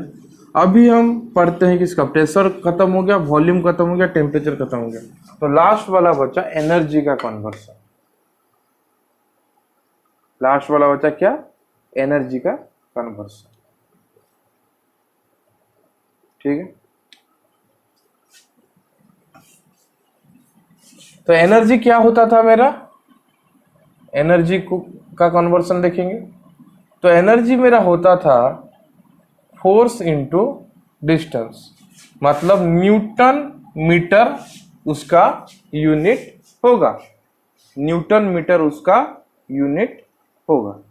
ठीक है, और ये जो न्यूटन मीटर है उसको ही हम बोलते हैं क्या? जूल, जिसको हम J लिखते हैं, उसको ही बोलते हैं हम क्या? जूल। ठीक है, तो जूल में कुछ फॉर्मूला लिख लीजिए। एक और एक यूनिट है एनर्जी का, अर्ज, जो होता है इतना। 1 अर्ज इक्वल टू होता है 10⁻⁷ जूल। उसके बाद 1 कैलोरी इक्वल टू होता है 4.18 जूल। 1 कैलोरी इक्वल टू होता है 4.18 जूल। और 1 इलेक्ट्रॉन वोल्ट इक्वल टू होता है 1.602 इंटू 10⁻⁹ जूल। समझ में आया? ये है एनर्जी कन्वर्सन। अगर अर्ज में दिया है तो कैसे जूल करें, कैलोरी में दिया है तो कैसे जूल करें, और इलेक्ट्रॉन वोल्ट में दिया है तो उसको हम ऐसा यूनिट जो है एनर्जी का जूल में कैसे कन्वर्ट करें। ठीक है,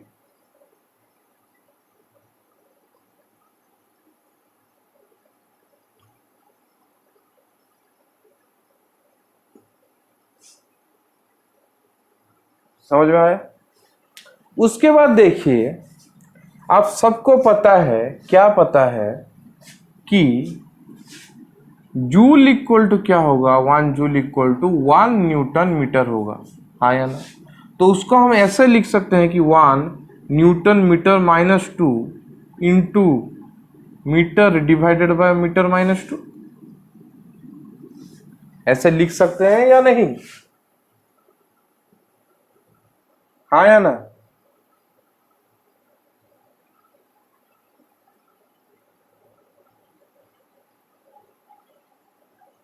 मीटर क्यूब हो जाएगा। तो इससे मुझे क्या मिल गया? ये है मेरा क्या? पास्कल। 1 pascal metre cube. तो 1 जूल इक्वल टू क्या होगा? 1 पास्कल मीटर क्यूब। तो अभी अगर मुझे बोला कि मुझे एनर्जी चाहिए, एनर्जी का यूनिट दिया है किसमें, पास्कल लीटर में, पास्कल लीटर में, तो मैं उसको जूल के साथ कैसे रिलेट करवाऊंगा, मैं उसको जूल के साथ कैसे रिलेट करवाऊंगा, तो मैं कैसे करूंगा, देखिए 1 पास्कल लीटर इक्वल टू, मैं लिख सकता हूँ 1 इंटू पास्कल इंटू, लीटर को मुझे मीटर क्यूब में कन्वर्ट करना है, जूल लाने के लिए मुझे लीटर को मीटर क्यूब में कन्वर्ट करना है। तो लीटर को मीटर क्यूब में कैसे कन्वर्ट करें, कैसे करें बोलो। 1 लीटर इक्वल टू कितना मीटर क्यूब, आपको पता है कि 1 metre cube equal to 10⁻³ litre, that implies 1 litre equal to 10⁻³ metre cube into 10⁻³ metre cube, आया ना, 10⁻³ मीटर क्यूब। तो मैं लिख सकता हूँ इसको 10⁻³ pascal metre cube equal to 10⁻³ joule. तो मेरा 1 पास्कल लीटर इक्वल टू होगा 10⁻³ जूल, आया ना। तो दैट इम्प्लाइज मैं लिख सकता हूँ कि 10⁻³ pascal litre equal to 1 joule. तो that implies 1 joule equal to क्या होगा, 10⁻³ पास्कल को मैं लिख सकता हूँ किलो पास्कल। तो 1 जूल इक्वल टू मैं लिख सकता हूँ 1 kilo pascal, 1 kilo pascal metre, sorry kilo pascal litre. तो 1 जूल इक्वल टू क्या होगा, 1 किलो पास्कल लीटर। और ये वाला रिलेशन अब जैसे लिखो, समझ में आया। तो एनर्जी का यूनिट अगर ये दिया है, उसको भी हम क्या कर सकते हैं, जूल में कन्वर्ट कर सकते हैं। सबको हम जूल में कन्वर्ट कर सकते हैं, कुछ भी प्रॉब्लम नहीं है, क्योंकि हमें हर वक्त एसआई यूनिट में चाहिए होता है मैक्सिमम टाइम। ठीक है, तो ये आप नोट डाउन कर लीजिए।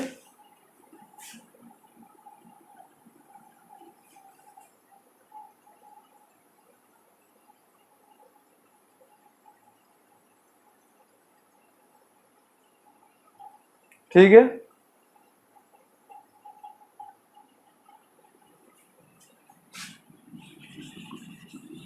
उसके बाद अगर एनर्जी का यूनिट लीटर बार में दिया है तो क्या होगा, देखिए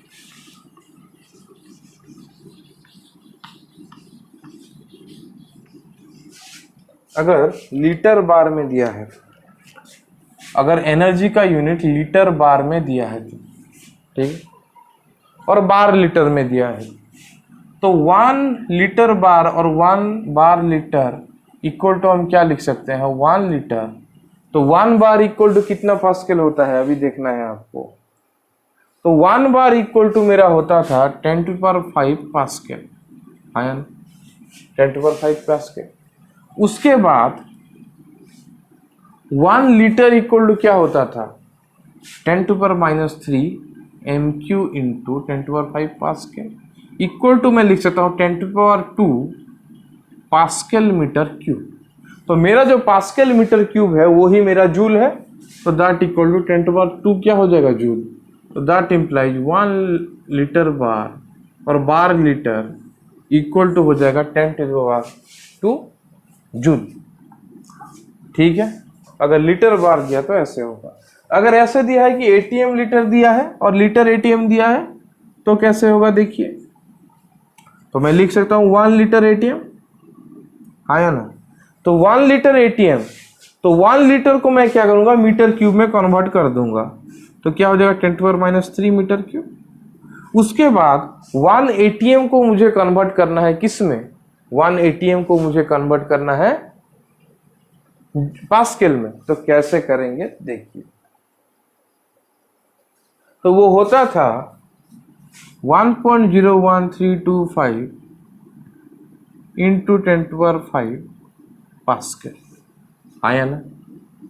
तो इक्वल टू मैं लिख सकता हूं 0.01325 into 10⁻² pascal metre cube,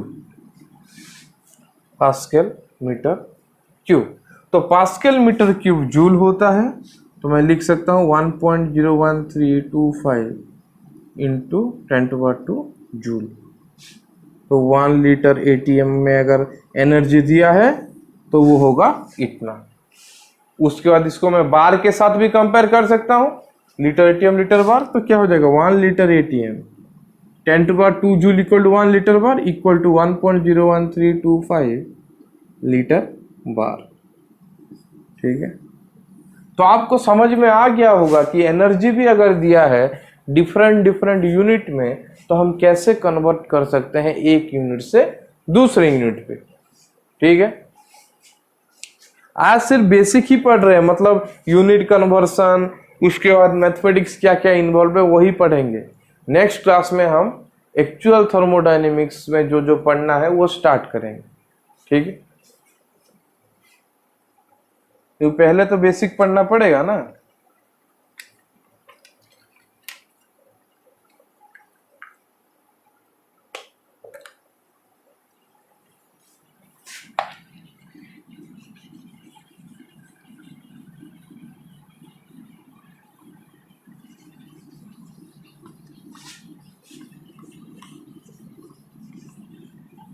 next हम पढ़ेंगे कि क्या क्या मैथमेटिक्स इन्वॉल्व है, क्या क्या मैथमेटिक्स और मैथमेटिकल फॉर्मूला क्या क्या इन्वॉल्व है।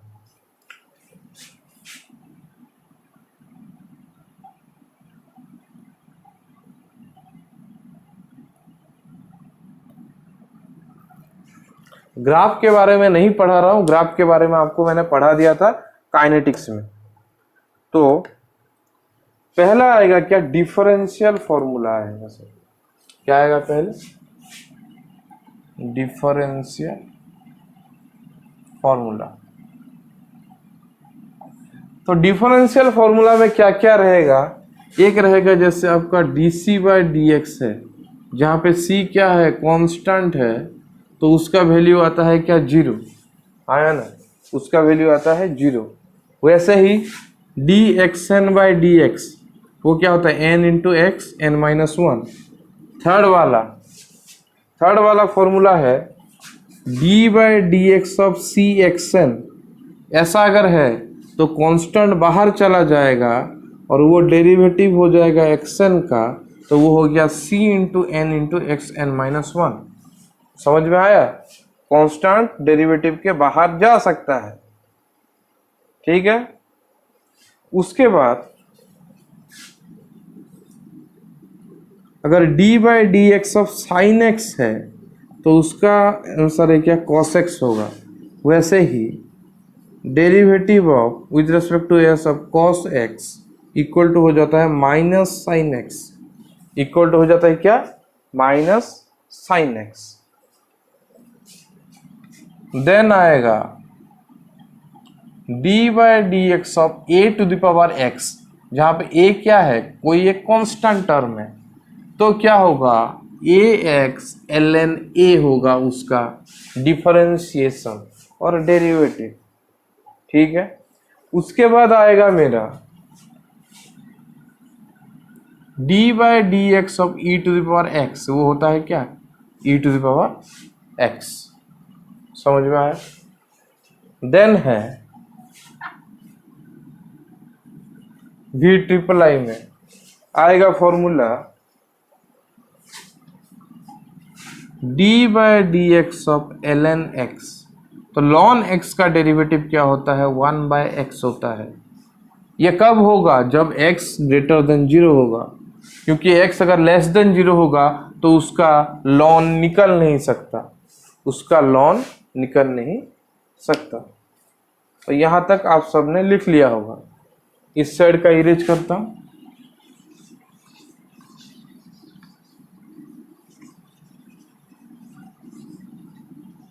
नेक्स्ट देखिए, अगर इस टाइप का है कि दो d/dx ऑफ दो फंक्शन मल्टीप्लाई होके हैं, दो फंक्शन मल्टीप्लाई होके हैं, तो उनका कैसे निकलेगा डेरिवेटिव। देखिए, पहले एक को आप रख लीजिए बाहर, दूसरे का डेरिवेटिव कर दीजिए, देन दूसरे को बाहर रखिए और एक का डेरिवेटिव कर दीजिए।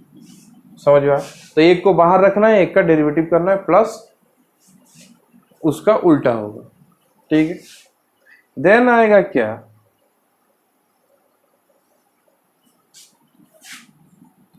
D by D X of F X by G X, मतलब यहाँ पे डिवाइड होके है, तो डिवाइड होके है तो क्या होता है, पहले जो नीचे है उसको बाहर रखेंगे एफ एक्स, समझ में आया, पहले जो नीचे है उसको बाहर रखेंगे, देन क्या करेंगे, जो ऊपर है उसको बाहर रख के दूसरे का डेरिवेटिव कर देंगे, डिवाइडेड बाय नीचे वाला का हो जाएगा स्क्वायर, नीचे वाला का हो जाएगा क्या, स्क्वायर, ठीक है। देन और एक है, अगर ऐसा है कि कोई अगर है डी बाई डी एक्स ऐसा कुछ है और y है, अगर मतलब फंक्शन किस में है, y में है, तो पहले क्या होगा, इसका आप जैसे डेरिवेटिव करना था कर दोगे, देन लिख दोगे क्या, D Y by D X, then लिख दोगे क्या, D Y by D X, समझ में आए।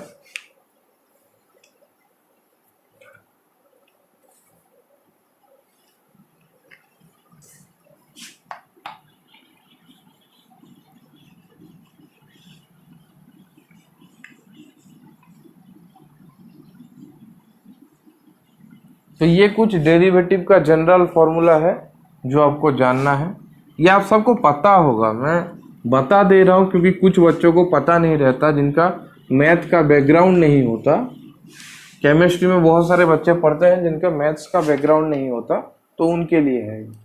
उसके बाद आएंगे हम इंटीग्रेशन फॉर्मूला,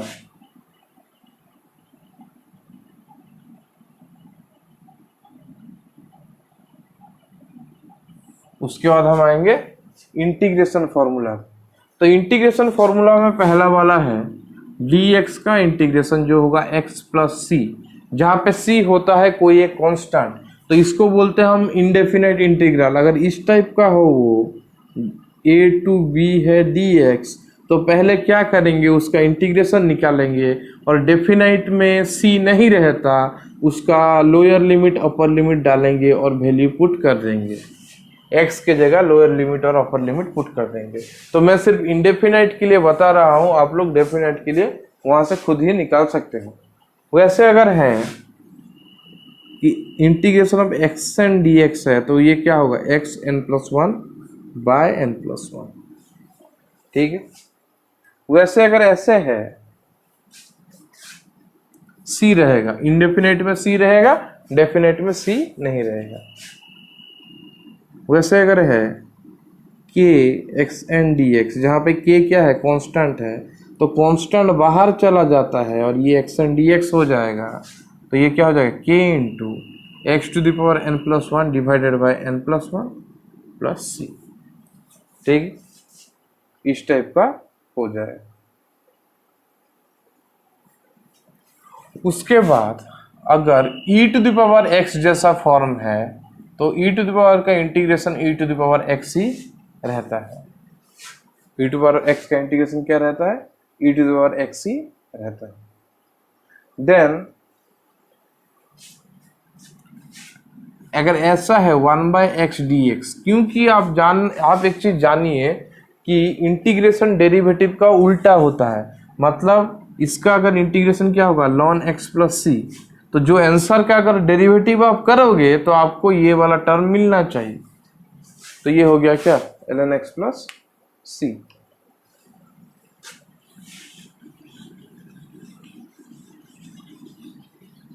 देन आएगा मेरा integration of sine x D x, तो साइन एक्स का होता है क्या, माइनस कॉस एक्स, क्योंकि माइनस कॉस एक्स का डेरिवेटिव होगा साइन एक्स, तो प्लस सी। देन आएगा कॉस एक्स डी एक्स, जिसका इंटीग्रेशन होता है साइन एक्स प्लस सी, ठीक है, साइन एक्स प्लस सी। देन आएगा एक फॉर्मूला जिसको हम बोलते हैं बाय पार्ट्स, उसका कैसा यूज होगा देखिए, एफ एक्स जी एक्स डी एक्स इस टाइप का है, तो उसमें कैसे यूज होता है, ये हो जाएगा एफ एक्स पहले रहेगा, integration of G X D X हो गया, ये पहला हो गया। उसके बाद minus integration of D Y D X of F X, integration of G X D X plus C रहेगा। तो फॉर्मूला आप लिख लीजिए अच्छे से, ये होगा उसका फॉर्मूला। ठीक है, तो अगर डेफिनेट इंटीग्रल होगा, मतलब जहाँ पे लिमिट होगा, अपर लिमिट लोअर लिमिट, वहाँ पे क्या होगा, सी टर्म नहीं रहेगा। ठीक है, सी टर्म नहीं रहेगा। आप ऐसे निकालोगे और हर जगह पे क्या करोगे, लिमिट पुट कर दोगे, हर जगह पे लिमिट, अपना लिमिट का वैल्यू डाल दोगे। ठीक है,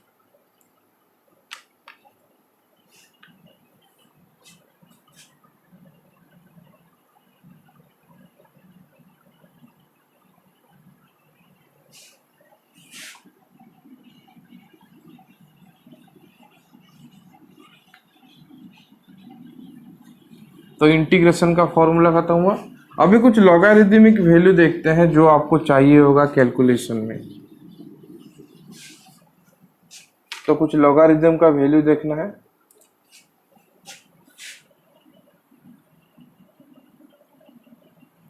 तो लॉगरिदम्स में पहले आएगा log 2 का वैल्यू।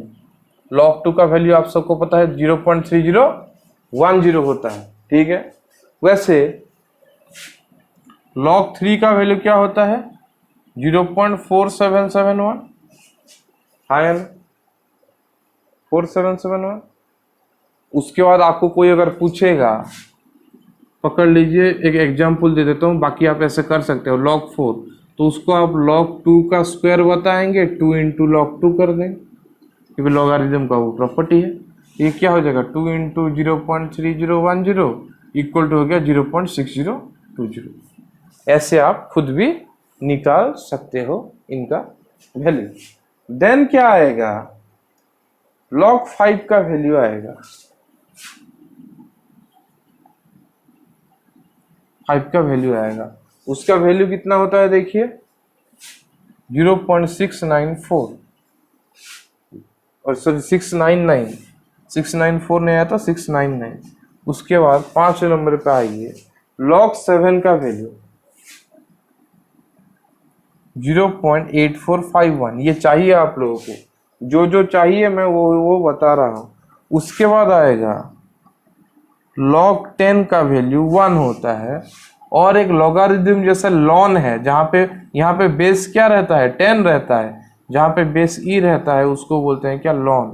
तो लॉन ई का वैल्यू भी 1 आता है, लॉन ई का वैल्यू भी क्या आता है, 1 आता है। यहाँ तक आप लिख लीजिए। तो आपको मेनली याद कौन कौन सा रखना है, मैं बोल रहा हूं, आपको log 2 याद रखना है, log 3 याद रखना है, log 7 याद रखना है। ये तीन ही आपको याद रखना है, आपको ये तीन ही याद रखना है, क्योंकि ये तीन में से ही ज्यादा क्वेश्चन आता है। ये तीन को याद रखना है, क्योंकि बाकी जो है 5 है, 4 है, ये सब निकल जाएगा। 1 भी याद रख लीजिए, 1 भी याद रख लीजिए, 1 भी याद रख लीजिए।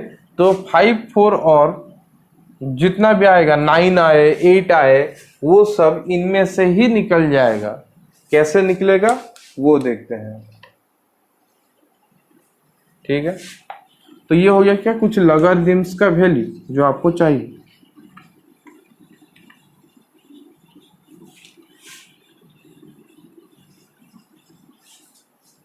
देन हम क्या देखेंगे, ये सब जो फॉर्मूला बताया है ना, ये आपका जो जाम का मैथमेटिक्स वाला जो पार्ट आता है, कुछ क्वेश्चंस मैथमेटिक्स का भी आता है ना, तो वो मैथमेटिक्स वाला क्वेश्चन भी यहाँ से आ जाता है। समझ में आया, इस पार्ट से मैथमेटिक्स का क्वेश्चन भी कुछ आ जाएगा, तो आप कर पाओगे, इसलिए बता दे रहे हैं। देन आएगा रूल्स ऑफ लॉगरिदम, कुछ रूल्स लॉगरिदम का। ठीक है, तो रूल्स क्या क्या होता है, देखिए कि ln x इक्वल टू होगा 2.303 log x, क्या होगा 2.303 इंटू log x होगा। समझ में आया। वैसे लॉग हो या लॉन हो, कुछ भी हो, x to the power m है, वो m log x हो जाता है। वैसे ln x to the power m भी क्या होगा, m ln x होगा। सेम ही होता है, सिर्फ 2.303 मल्टीप्लाई कर देंगे log में तो वो ln हो जाएगा, उतना ही डिफरेंस है। ठीक है, उसके बाद log m बाय n का वैल्यू होता है log m minus log n। वैसे ही log m इंटू n का वैल्यू होता है log m plus log n। ये log के लिए भी है और ln के लिए भी है, अब जो समझो वो ठीक है। ठीक है, तो ln होगा तो क्या हो जाएगा, ln m by n equal to ln m minus ln n, है ना। वैसे ही ln mn इक्वल टू होगा ln m plus ln n। इसको n बड़े में लिख लीजिए। ठीक है, समझ में आ गया।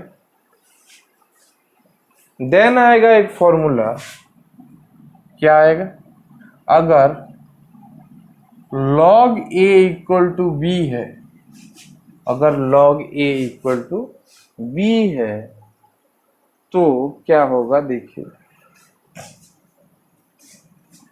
तो क्या होगा, a इक्वल टू होगा 10 टू पावर b। वैसे ही अगर ln a equal to b है तो a का वैल्यू हो जाएगा e to the power b। a का वैल्यू क्या हो जाएगा, e to the power b।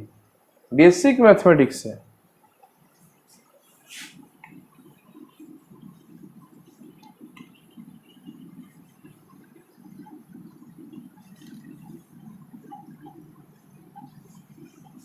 ठीक है,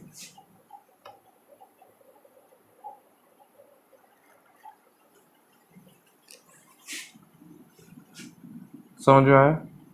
तो आप कैसे निकालोगे, देखिए अगर log 5 का वैल्यू आपको मांगा है तो आप log 5 को क्या लिख सकते हो, log 10 बाई 2 लिख सकते हो। तो उसको क्या कर दोगे, log 10 माइनस log 2। log 10 कितना है 1, log 2 कितना है 0.3010, आया ना 0.3010। तो यहाँ से अगर आप माइनस करोगे तो इसका वैल्यू कितना आएगा 0. ये तो 0 को 0 हो जाएगा 9, ये क्या हो जाएगा 9 6, तो 0.699 वही तो दिया है ना मैंने, वही तो मैंने लिखा था। तो log 5 अगर है तो आप log 5 निकाल सकते हो। कहाँ से निकाल सकते हो, वहां से, मतलब आराम से आप log 2, log 3, log 7 याद रखना है और log 10 का वैल्यू आपको याद रखना है। तो आप जितना भी दे नंबर आप इजीली निकाल सकते हो। ठीक है,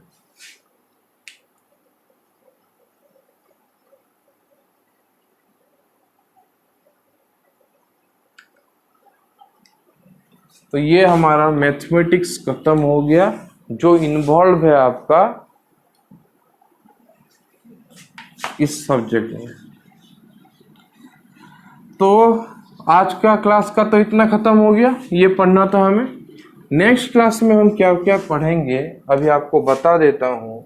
नेक्स्ट क्लास में डायरेक्ट स्टार्ट करूंगा मैं आके कि मैंने पढ़ लिया था कि मेरा थर्मोडायनेमिक पोटेंशियल क्या क्या होता है। मेरा थर्मोडायनेमिक पोटेंशियल कितना होता है, हम पढ़ेंगे किसके लिए, क्लोज सिस्टम के लिए। तो क्लोज सिस्टम के लिए 4 होता है, क्या क्या होता है, H, G, A और U, H, G, A और U। वैसे ही थर्मोडायनेमिक पैरामीटर क्या क्या था क्लोज के लिए, क्लोज सिस्टम ही पढ़ रहे हैं। क्लोज सिस्टम के लिए था temperature, pressure, entropy and volume. तो इनका रिलेशन हम पढ़ेंगे कि इनके साथ इनका क्या क्या रिलेशनशिप हमें मिल सकता है। पोटेंशियल और पैरामीटर के अंदर क्या क्या रिलेशनशिप हो सकता है वो हम पढ़ेंगे। तो वो रिलेशनशिप आपको बहुत सारा रट्टा मारना पड़ेगा अगर आपको पता नहीं हो। क्या मैक्स बॉर्न ने दिया था, मैक्स बॉर्न्स स्क्वायर। उन्होंने एक रूल बताया था एक स्क्वायर बना के, और इसको मैक्सवेल स्क्वायर भी बोलते हैं, और कुछ जगह पे बॉर्न स्क्वायर भी बोलते हैं, बॉर्न स्क्वायर भी बोलते हैं। तो मैक्स बॉर्न स्क्वायर और मैक्सवेल स्क्वायर, और इसको बॉर्न स्क्वायर भी बोलते हैं। ये स्क्वायर क्या है, इससे हम कैसे फॉर्मूला बना सकते हैं, कैसे इजीली हम एक स्क्वायर को याद रखें, सब फॉर्मूला वहां से डिराइव कर सकते हैं, वो हम नेक्स्ट क्लास में पढ़ेंगे। ये वेरी वेरी इंपॉर्टेंट है, क्योंकि ये ट्रिक है। ये ट्रिक अगर आप जान जाओगे तो आपको बहुत सारा इक्वेशन यहाँ से ही डायरेक्टली मिल जाएगा। तो हम नेक्स्ट क्लास में डिस्कस करेंगे क्या, मैक्स बॉर्न स्क्वायर और मैक्सवेल स्क्वायर के बारे में। कुछ बुक्स में मैक्सवेल स्क्वायर लिखा रहता है, पर एक्चुअली इसको मैक्स बॉर्न ने दिया था, तो इसको मैक्स बॉर्न स्क्वायर ही बोलते हैं। और हम पढ़ेंगे मैक्सवेल रिलेशनशिप के बारे में। ये दोनों खत्म होगा जब, उसके बाद हम पढ़ेंगे क्या, थर्मोडायनेमिक कोफिशिएंट क्या होता है उसके बारे में, और पाथ फंक्शन क्या होता है, और हमारा स्टेट क्या क्या था, पाथ फंक्शन था और तक क्या स्टेट फंक्शन था। तो वो क्या क्या होता है उसके बारे में थोड़ा सा पढ़ेंगे नेक्स्ट क्लास में। तो आज का क्लास इतना ही था। तो हमने यहाँ पे सिलेबस क्या है डिस्कस किया, थर्मोडायनेमिक्स के बारे में थोड़ा सा बेसिक चीजें पढ़ लिया, और यूनिट कन्वर्शन और क्या क्या मैथमेटिक्स इन्वॉल्व है वो सब हमने देख लिया है। तो ये आपको बहुत लोगों को ये ऑलरेडी पता होगा, पर पहले ये पढ़ाना ही पड़ता है, क्योंकि सब बच्चों को पता नहीं चलता ना, कुछ को पता होगा कुछ को पता नहीं होता, तो इसलिए वो बेसिक चीज पहले पढ़ाना पड़ता है। तो ये पहले मैंने बता दिया आपको, थर्मोडायनेमिक्स का समझा दिया कि उसका पीछे का कॉन्सेप्ट क्या है, उसके पीछे का फिलोसफी क्या है, उसको पढ़ने का फिलोसफी क्या है, वो मैंने आज आपको बता दिया है। तो वो भी जानने का जरूरत है, क्योंकि कुछ MCQ क्वेश्चन वहां से आते हैं, प्लस कोई टॉपिक अगर आप पढ़ रहे हो तो उसके पीछे क्या चीज है, क्यों पढ़ रहे हो, वो आपको जानना जरूरी है। इसलिए यहाँ तक आप अच्छे से वीडियो देखिए। नेक्स्ट वीडियो से हम असली टॉपिक स्टार्ट करेंगे, मतलब थर्मोडायनेमिक्स में अंदर घुसेंगे। तो तब तक आप पढ़ाई कीजिए। और काइनेटिक्स ऑलरेडी खत्म हो चुका था, और फोटोकेमिस्ट्री भी खत्म हो चुका है, आप वो जाके देख सकते हो फिजिकल में।